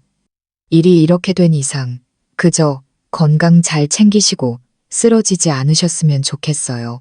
어머니는 자리에 앉으셨습니다. 떨리는 두 손을 꽉 쥐고 계셨습니다.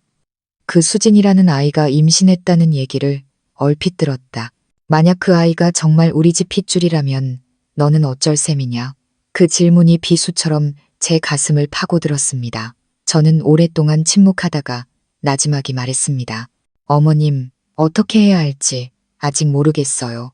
하지만 지금 당장은 제 딸 유나를 지키고 이 집이 다른 사람 손에 넘어가지 않도록 하는 것이 유일한 선택이에요. 다른 일들은 법과 진실이 결정하게 둬야죠. 시어머니는 비통하게 한숨을 쉬며 두 줄기 눈물을 흘리셨습니다. 나는 너를 믿는다. 하지만 그 아이도 가였구나. 어쨌든 철없이 실수를 저지른 것이니 그 아이를 어떻게 봐야 할지 모르겠다. 저는 어머니의 손을 꽉 잡았습니다. 마음이 돌덩이처럼 무거웠습니다. 그날 밤 유나가 잠든 후 저는 홀로 조용히 앉아 있었습니다. 노란 불빛이 집안 구석을 비추었고 제 그림자가 바닥에 길게 늘어졌습니다. 저는 민준과의 추억들을 떠올렸습니다. 떠들썩했던 결혼식 날, 함께 갔던 소풍, 아이를 돌보느라 밤을 새웠던 날들, 모든 것이 이제는 흩어진 조각처럼 느껴졌습니다. 저는 스스로에게 용서할 수 있을지 물었지만 이내 위조된 서명과 시어머니의 눈물, 그리고 딸의 순수한 눈망울을 떠올렸습니다. 그리고 깨달았습니다. 지금의 용서는 배신을 용인하는 것과 같다는 것을요. 다음 날 경찰은 저와 민준을 다시 소환했습니다. 진우 오빠가 동행하여 서류와 진술 준비를 도와주었습니다. 대질신문에서 민준은 고개를 숙인 채 모든 것을 인정했지만 빚의 압박과 수진, 그리고 뱃속의 아이를 책임지고 싶었기 때문이라고 변명하려 했습니다. 형사가 엄하게 말했습니다. 가족은 기댈 곳이기도 하지만 책임이기도 합니다. 사업에 실패할 수는 있지만 아내와 자식의 믿음을 짓밟아서는 안 됩니다. 서명 위조는 명백한 범죄이며 당신은 그 책임을 져야 할 겁니다. 그 말을 듣는 순간 제 마음이 씻겨 내려가는 것 같았습니다. 남편이 처벌받는 것이 기뻐서가 아니라 정의가 살아있고 잘못을 저지른 자가 계속해서 우위에 설 수 없다는 것을 알았기 때문입니다. 저는 등을 곧게 펴고 조서에 단호한 필체로 서명했습니다. 조사가 끝나고 저와 민주는 함께 밖으로 나왔습니다. 그가 제 손을 잡으려 애쓰며 말했습니다. 서연아, 내가 잘못했어. 모든 걸 만회할게. 나한테 기회를 한 번만 더 주면 안 될까? 저는 그의 눈을 깊이 들여다보았습니다. 순간적인 후회는 보였지만 쉽게 유혹에 빠지는 나약함도 보였습니다. 저는 그의 손을 살며시 놓았습니다. 나한테 약속할 필요 없어. 어머니와 우리 딸에게 약속해. 당신이 아직 아버지이고 아들이라면 제대로 된 삶을 살아. 나로서는 아직 어떤 말도 할 수 없어. 그날 밤 저는 집에 돌아와 유나를 품에 안고 재웠습니다. 밖에서는 차가운 밤바람이 불어왔습니다. 저는 눈을 감고 속삭였습니다.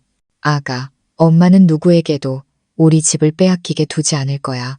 어떤 폭풍우가 몰아쳐도 엄마는 굳건히 서 있을게. 제 마음속에는 서서히 하나의 결심이 자리 잡고 있었습니다. 법에만 의존할 것이 아니라 그 빚더미 뒤에 숨겨진 진실을 제가 직접 파헤쳐야겠다고요. 모든 것이 단순히 감정 때문에 저지른 실수라고 하기에는 너무나 이상했습니다.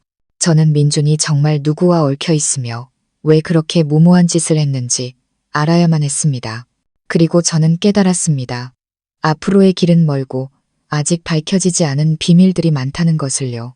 경찰서에서 대질 신문을 한 이후 제 마음속에는 배신감만 남은 것이 아니었습니다. 민준의 일이 단순한 외도나 일시적인 빚 문제에서 그치지 않을 것이라는 예감이 계속 저를 괴롭혔습니다. 서명을 위조하고 집 전체를 담보로 잡으려 할 만큼 훨씬 더 어둡고 큰 무언가가 있는 것 같았습니다. 저는 끝까지 파헤쳐 보기로 결심했습니다. 그날 밤 유나가 깊이 잠든 후 저는 어머니와 부엌에 마주 앉았습니다. 전등 불빛이 어머니의 얼굴을 노랗게 비추었고 며칠 밤을 새우신 탓에 눈은 피로해 보였습니다. 저는 조심스럽게 물었습니다. 엄마, 요즘 민준 씨한테서 뭐 이상한 점 없었어요? 귀가 시간이라든지 낯선 사람이 찾아온다든지. 어머니는 미간을 찌푸리며 잠시 생각하시더니 천천히 대답하셨습니다. 몇 번 밤늦게 들어와서는 얼굴이 잔뜩 굳어 있더구나. 얼마 전에는 웬 번지르르하게 차려입은 남자가 집까지 찾아와서 민준이가 있냐고 묻기도 했어. 대문 밖에서 무슨 얘기를 나누던데 돈 얘기 같았어. 저는 어머니의 손을 꽉 잡았습니다. 그 사람 명함이나 주소 같은 거 남기지 않았어요? 어머니는 고개를 저었지만 민준이 그 사람을 상철 씨라고 부르는 것을 들었다고 기억해내셨습니다. 제가 약속 메모에서 본 바로 그 이름이었습니다. 상철이라는 이름이 제 머릿속에 큰 물음표로 떠올랐습니다. 저는 즉시 진우 오빠에게 이 사실을 알려 조사해달라고 부탁해야겠다고 생각했습니다. 다음 날 아침 저는 오빠를 만나 모든 것을 자세히 이야기했습니다. 오빠는 고개를 끄덕이며 말했습니다. 상철이라는 사람이 누군지 알아볼게. 만약 사채업자나 부동산 브로커라면 단단히 준비해야 할 거야. 그런 사람들은 쉽게 포기하지 않거든. 저는 가슴이 무거워졌지만 이 길에서 혼자가 아니라는 사실에 안도의 한숨을 내쉬었습니다. 그날 저는 병원으로 민준을 찾아갔습니다.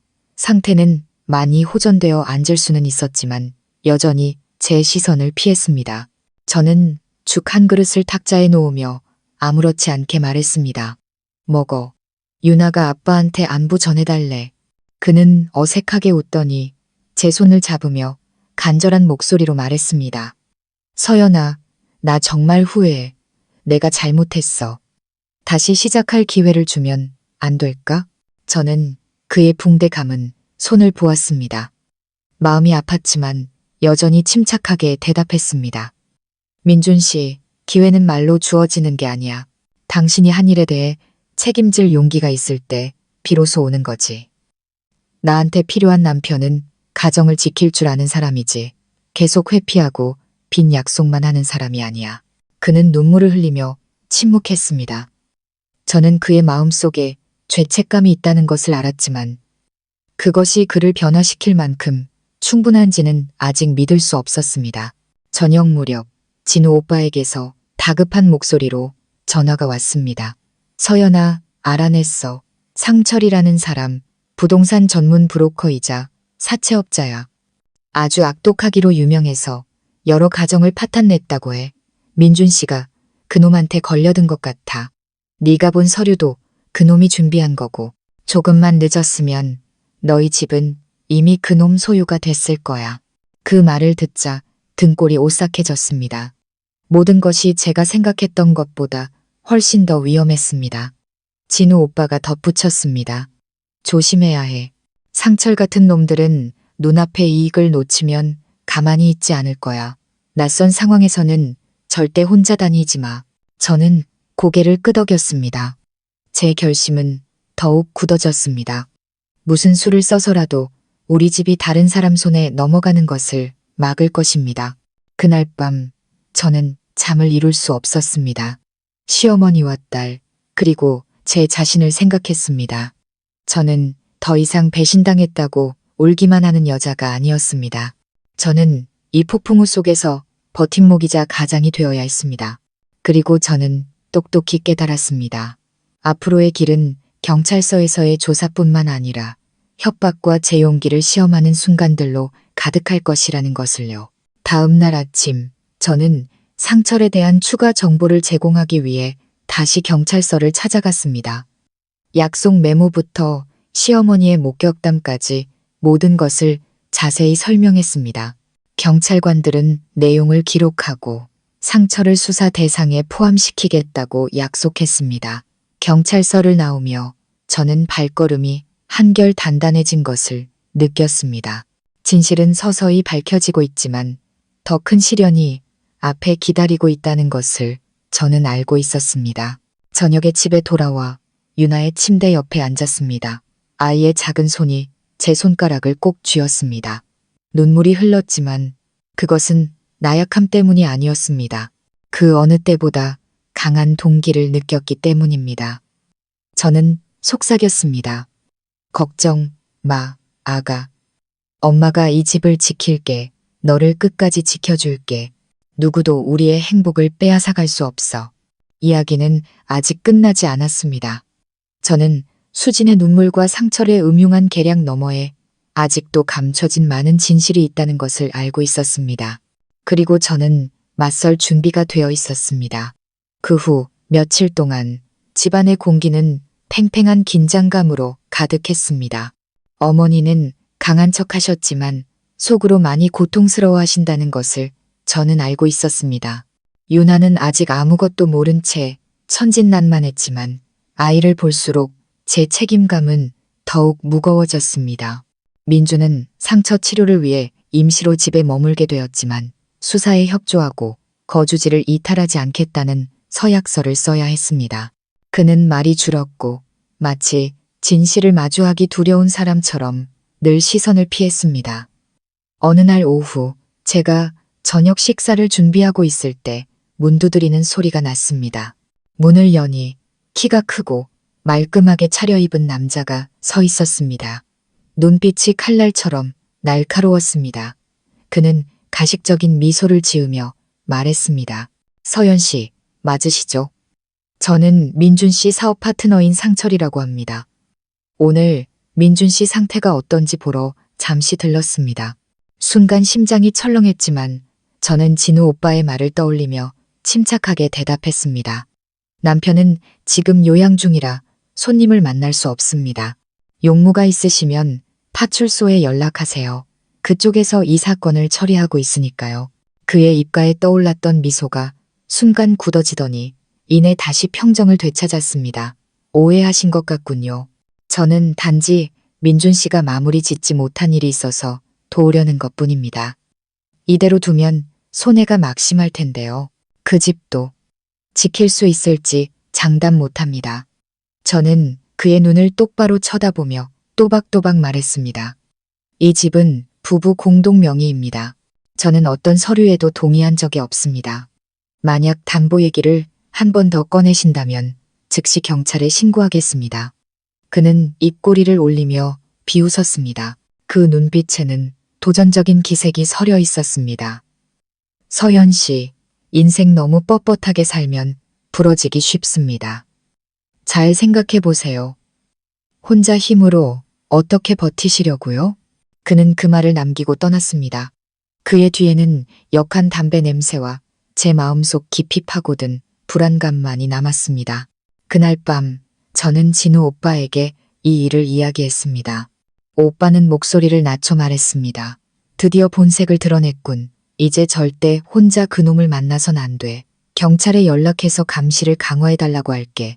상철 같은 인간은 확실히 처리하지 않으면 몇 번이고 다시 찾아올 거야. 저는 고개를 끄덕였습니다. 마음속에서 꺼지지 않는 불꽃이 타오르는 것 같았습니다. 누구도 우리 집을 위협하는 것을 용납하지 않을 것입니다. 그 후 며칠 동안 저는 민준이 안절부절 못하는 것을 느꼈습니다. 어느 날은 마당에서 몰래 전화를 받으며 목소리를 낮추더니 제가 나가자 깜짝 놀라며 전화를 끊었습니다. 저는 당장 따져 묻지는 않았지만 마음속에 하나하나 기록해 두었습니다. 한 번은 그가 봉투 하나를 주머니에 쑤셔 넣다가 제가 다가가자 황급히 감추는 것을 보았습니다. 저는 나지막이 말했습니다. 약속한 거 잊지 마. 상황을 더 악화시키는 짓은 하지 마. 경찰이 다 지켜보고 있어. 피할 수 없을 거야. 그는 복잡한 눈빛으로 저를 쳐다보았습니다. 두려움과 후회, 그리고 어쩔 수 없다는 무력감이 섞여 있었습니다. 시어머니도 이상한 낌새를 눈치채셨습니다. 어느 날 저녁, 어머니는 제 옆에 앉아 한숨을 쉬셨습니다. 나는 이제 늙어서 널 도와줄 힘이 없구나. 그저 네가 정신 바짝 차리길 바랄 뿐이다. 나는 너를 믿지만 내가 마음 약해질까봐 걱정도 돼. 여자는 정 때문에 약해지기 쉽지만 너에겐 유나가 있다는 걸 잊지 마라. 사과 한마디에 모든 잘못을 넘어가선 안 된다. 저는 어머니의 손을 잡았습니다. 눈물이 흘렀습니다. 어머님, 걱정 마세요. 저는 예전처럼 순진하지 않아요. 유나와 어머님을 지킬 거예요. 누구도 우리 가정을 짓밟게 두지 않을 거예요. 일주일쯤 후 경찰에서 보충 진술을 위해 저를 불렀습니다. 경찰은 서명 위조 외에도 상철과 관련된 강요 및 사기 혐의가 의심된다고 했습니다. 그들은 만약 이 사건이 재판으로 가게 되면 제가 증인으로 나설 수 있는지 물었습니다. 저는 망설임 없이 고개를 끄덕였습니다. 진실이 밝혀질 수만 있다면 모든 것을 말하겠습니다. 두렵지 않습니다. 형사는 저를 보며 고개를 끄덕였습니다. 그 마음 잘 알겠습니다. 조금만 더 힘내세요. 정의는 외면하지 않을 겁니다. 경찰서를 나오며 마음이 한결 가벼워졌습니다. 앞으로 많은 파도가 몰아치겠지만 저는 올바른 길을 가고 있다는 것을 알았습니다. 민준이 정말 후회하는지, 수진이 정말 무고한 피해자인지 모든 것이 밝혀질 것입니다. 하지만 저는 이미 돌아설 수 없는 길을 선택했습니다. 그날 밤 저는 유나를 품에 안고 속삭였습니다. 엄마, 아빠는 언제 다 나아서 나랑 같이 공원에 가요? 저는 목이 메어 아이를 더 꽉 껴안으며 마음속으로 약속했습니다. 아가, 무슨 일이 있어도 엄마가 너를 이 폭풍우 속에서 이끌어줄게. 너는 절대 무서워할 필요 없어. 제 마음 깊은 곳에서 저는 그 어느 때보다 강해진 자신을 느꼈습니다. 하지만 저는 또한 알고 있었습니다. 진짜 시련은 이제 막 시작되었다는 것을요. 상철이 집까지 찾아온 이후 저는 더욱 경계심을 늦추지 않았습니다. 잠들기 전에는 집안의 모든 문과 창문을 꼼꼼히 확인했습니다. 제가 너무 힘들어하는 것을 보신 어머니는 걱정이 내 삶을 잠식하게 두지 마라. 경찰도 있고 진우 오빠도 있으니 너는 유나를 잘 돌보는 것만으로도 충분하다고 조언하셨습니다. 저는 고개를 끄덕였지만 폭풍우가 아직 끝나지 않았다는 것을 마음속으로는 잘 알고 있었습니다. 어느 날 밤 유나를 재우고 있을 때 전화가 울렸습니다. 수화기 너머에서는 낯선 여자의 목소리가 들렸습니다. 서연 씨 맞죠? 드릴 말씀이 있어요. 민준 씨와 상철 씨에 관한 일이에요. 만나주지 않으면 모든 걸 잃게 될지도 몰라요. 저는 그대로 멈춰 섰습니다. 심장이 미친 듯이 뛰었습니다. 제가 누구냐고 묻자 그 사람은 외곽에 있는 카페 주소만 남기고 전화를 끊었습니다. 저는 즉시 진우 오빠에게 전화해 모든 것을 이야기했습니다. 오빠는 잠시 생각하더니 말했습니다. 혼자 가지 마. 내일 내가 같이 갈게. 저들이 뭘 원하는지 알아봐야겠지만 절대 어떤 서류에도 서명하거나 합의해서는 안 돼. 저는 마음이 조금 놓였지만 밤새 뒤척였습니다. 다음 날 아침 저는 유나를 어머니께 맡기고 진우 오빠와 함께 카페로 향했습니다. 구석진 자리에 40대쯤으로 보이는 여자가 앉아 있었습니다. 얼굴은 수척했고 눈빛은 슬퍼 보였습니다. 우리를 본 그녀는 앉으라는 손짓을 하며 떨리는 목소리로 말했습니다.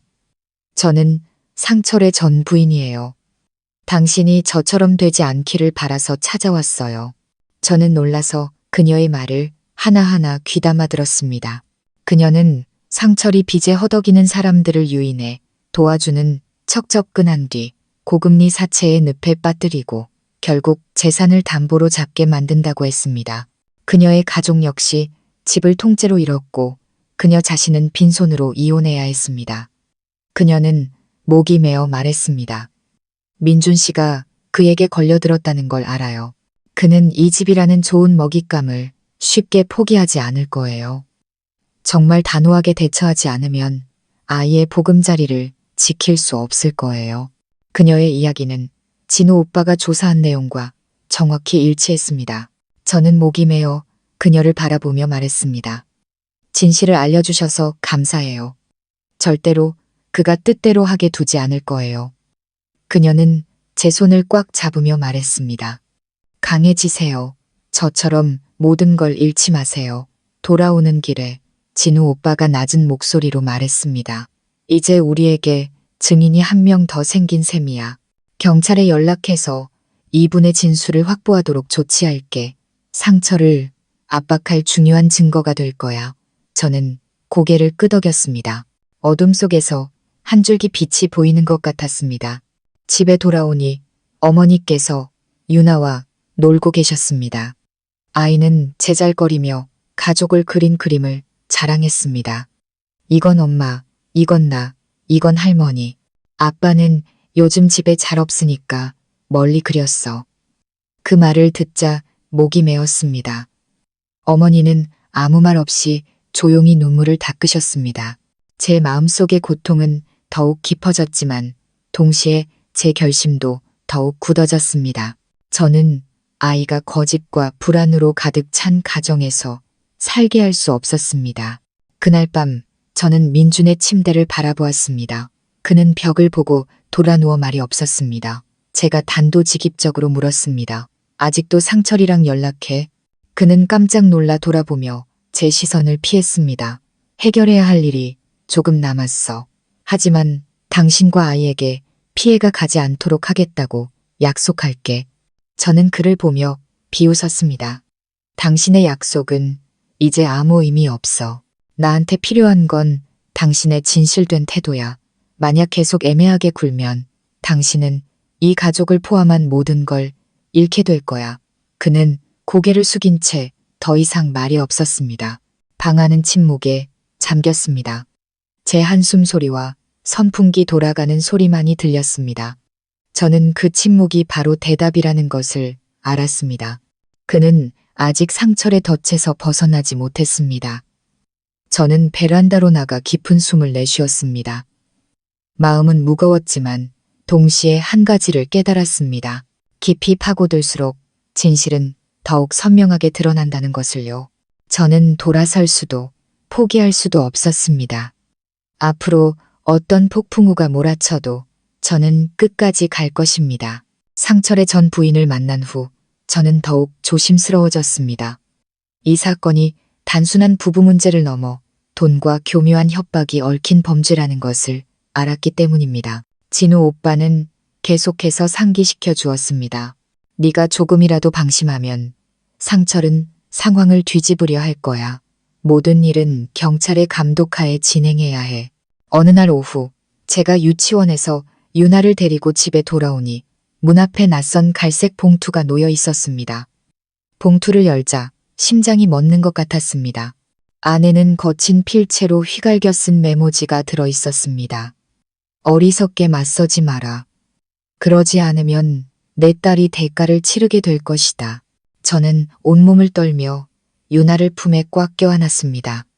아이는 영문을 모른 채 물었습니다. 엄마, 왜 이렇게 떨어? 저는 감정을 드러내지 않고 아이의 등을 토닥였습니다. 아니야, 괜찮아.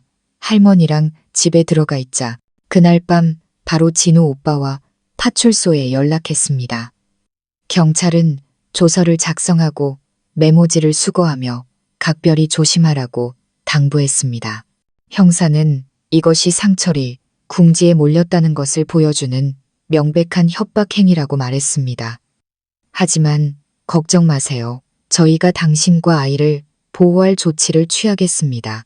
저는 고개를 끄덕였지만 마음속은 여전히 차가웠습니다. 엄마로서 아이를 향한 단 한마디의 협박만으로도 심장이 찢어질 것 같았습니다. 다음 날 저는 민준과 마주 앉았습니다. 저는 그에게 메모지를 보여주며 그의 눈을 똑바로 쳐다보았습니다. 이것 봐. 이게 당신이 저지른 일의 결과야. 이제 나뿐만 아니라 우리 딸까지 위험에 빠졌어. 언제까지 침묵할 거야. 그의 얼굴이 창백해지고 손이 떨리더니 머리를 감싸쥔 채 울음을 터뜨렸습니다. 미안해. 내가 잘못했어. 하지만 상철이 이렇게까지 할 줄은 몰랐어. 경찰에 다 말할게. 전부 협조할게. 그의 말을 듣자 마음이 무겁게 가라앉았습니다. 더 이상 그의 약속을 믿을 수 없었습니다. 하지만 적어도 이번에는 그의 눈빛이 흔들리지 않았습니다. 그는 진심으로 두려워하고 있었습니다. 아마도 딸이 위협받는 것을 보고서야 정신을 차린 것 같았습니다. 저는 단호하게 말했습니다. 진심이라면 내일 당장 빚의 액수, 상철이 당신을 유인한 방식, 그동안의 만남까지 모든 걸 털어놔. 당신에게 더 이상 물러설 곳은 없어. 다음 날 아침 민주는 저와 진우 오빠와 함께 경찰서로 향했습니다. 조사실에서 그는 모든 것을 상세히 털어놓았습니다. 사업상 모임에서 처음 상철을 만나 빠른 자금 융통을 약속받고 점차 늪에 빠지게 된 과정. 처음에는 소액을 빌렸지만 이자가 눈덩이처럼 불어나 감당할 수 없게 된 상황. 그리고 더 이상 방법이 없자 상철이 집을 담보로 잡자고 제안하며 아내에게 말할 용기가 없으면 서명 위조까지 도와주겠다고 했던 사실까지. 그는 수진과 뱃속의 아이 걱정에 마음이 약해져 그 제안을 받아들였고 일이 이렇게까지 커질 줄은 몰랐다고 고백했습니다. 형사는 꼼꼼히 기록하며 엄숙하게 말했습니다. 당신은 심각한 잘못을 저질렀지만 협조적인 태도는 참작될 것입니다. 상철에 대해서는 추가 증거를 확보했으니 그는 법망을 빠져나가지 못할 겁니다. 저는 곁에서 그 말을 들으며 마음이 아프면서도 한편으로는 가벼워졌습니다. 진실은 고통스러웠지만 마침내 민준이 현실을 직시했기 때문입니다. 점심 무렵 돌아오는 길에 민준이 제 손을 살며시 잡았습니다. 서연아, 기회를 줘. 용서받기 어렵다는 거 알지만 당신과 아이를 위해 다시 시작하고 싶어. 저는 손을 빼며 천천히 말했습니다. 민준 씨, 기회는 말로 오는 게 아니라 행동으로 오는 거야. 시간이 그리고 당신의 행동이 증명하게 해. 나는 어떤 약속도 할 수 없어. 하지만 만약 당신이 또다시 거짓말을 한다면 나는 결코 돌아보지 않을 거야. 집에 도착하자 어머니께서 피곤하지만 희망이 섞인 눈빛으로 우리를 바라보셨습니다. 어머니는 단 한마디만 하셨습니다. 너희들이 제대로만 살아준다면 나는 더 바랄 게 없다. 저는 어머니의 손을 잡았습니다. 그 늙고 주름진 눈 속에서 보기 드문 신뢰를 느꼈습니다. 그날 밤 저는 유나 곁에 누워 많은 생각에 잠겼습니다. 앞으로의 길이 멀다는 것을 알았습니다. 상철은 쉽게 물러서지 않을 것이고 수진의 문제도 여전히 남아 있었습니다. 하지만 저는 이미 너무 멀리 와서 돌아갈 수 없다는 것도 알았습니다. 진실은 더 많은 어두운 구석을 드러낼 것이고 저는 아이를 위해, 어머니를 위해, 그리고 제 자신을 위해 준비되어 있어야 했습니다. 민준이 모든 사실을 자백한 후 마음이 한결 가벼워질 줄 알았지만 사실 그 후의 날들은 더욱 긴장감이 넘쳤습니다. 상철이 눈앞에 먹잇감이었던 우리 집을 쉽게 포기할 리 없었습니다. 유나를 유치원에 데려다 주거나 어머니와 시장에 갈 때면 늘 누군가 지켜보는 듯한 느낌이 들었습니다. 불안감이 보이지 않는 밧줄처럼 저를 옥죄었습니다. 어느 날 오후 유나를 데리고 집에 돌아오는데 낯선 번호로 전화가 걸려왔습니다. 낮게 깔린 남자의 목소리가 들렸습니다. 서연 씨, 경찰이 당신을 영원히 지켜줄 거라고 생각하지 마. 계속 고집 부리면 당신 딸이 무사하지 못할 거야. 등골이 오싹해져 유나를 품에 꽉 껴안았습니다. 심장이 마구 뛰었습니다. 저는 대답하지 않고 즉시 진우 오빠와 경찰에 신고했습니다. 그들은 신고를 접수하고 집 주변에 사복 경찰을 배치해 감시하기로 했습니다. 제 얼굴이 창백해진 것을 보신 어머니께서 걱정스럽게 물으셨습니다. 무슨 일이니? 저는 더 이상 숨기지 않고 모든 것을 말씀드렸습니다. 어머니는 떨리는 손으로 제 어깨를 감싸 안으셨습니다. 얘야, 나는 늙었다. 무슨 일이 생기면 내가 당할 테니 너와 유나만 무사하면 된다. 나는 아무것도 두렵지 않아. 너희를 잃는 것만 빼고. 어머니의 말씀에 목이 메어 눈물이 흘렀습니다. 저는 어머니의 손을 잡고 단호하게 말했습니다. 엄마, 절대로 누구도 우리 가족을 해치게 두지 않을 거예요. 약속할게요. 다음 날 경찰은 저와 민준 그리고 수진을 추가 조사를 위해 소환했습니다. 수진은 창백한 얼굴로 이미 커진 배를 감싸 안고 왔습니다. 저는 그녀를 보며 연민과 분노를 동시에 느꼈습니다. 형사가 수진에게 물었습니다. 상철의 활동에 대해 아는 것이 있습니까? 수진은 고개를 숙인 채 작은 목소리로 말했습니다. 처음에는 상철 씨가 민준 씨의 자금 문제를 도와주는 줄만 알았어요. 하지만 점점 그가 민준 씨를 올가매려 한다는 걸 느꼈어요. 저도 협박을 받았어요. 따르지 않으면 힘들게 만들겠다고요. 수진의 진술은 사건 해결에 큰 도움이 되었습니다. 저는 문득 그녀 역시 이 소용돌이에 휘말린 나약해서 발을 헛디딘 사람일 뿐이라는 것을 깨달았습니다. 그녀가 우리 가정에 끼어든 것을 용서할 수는 없었지만 그녀 역시 상철의 피해자라는 사실을 부정할 수는 없었습니다. 저는 그녀에게 나지막이 말했습니다. 지금 가장 중요한 건 당신이 솔직해지는 거야. 숨길수록 당신과 뱃속의 아이만 힘들어질 뿐이야. 수지는 고개를 들어 빨개진 눈으로 고개를 끄덕였습니다. 그날 민준도 한결 협조적인 태도를 보였습니다. 그는 여러 차용증에 서명했지만 이자가 눈덩이처럼 불어나 감당할 수 없게 되었다고 고백했습니다. 형사가 엄하게 말했습니다. 김민준 씨, 모든 잘못에는 대가가 따릅니다. 하지만 적어도 당신에게는 가족이 있다는 것을 잊지 마십시오. 상철에 대한 수사는 계속될 것이니 절대적으로 협조해야 합니다. 그는 고개를 끄덕이며 얼굴을 숙였습니다. 저는 남편을 바라보며 미움, 연민, 그리고 그가 정말 변하기를 바라는 신락 같은 희망 등 복잡한 감정을 느꼈습니다. 집에 돌아오자 시어머니께서 자세히 물으셨습니다.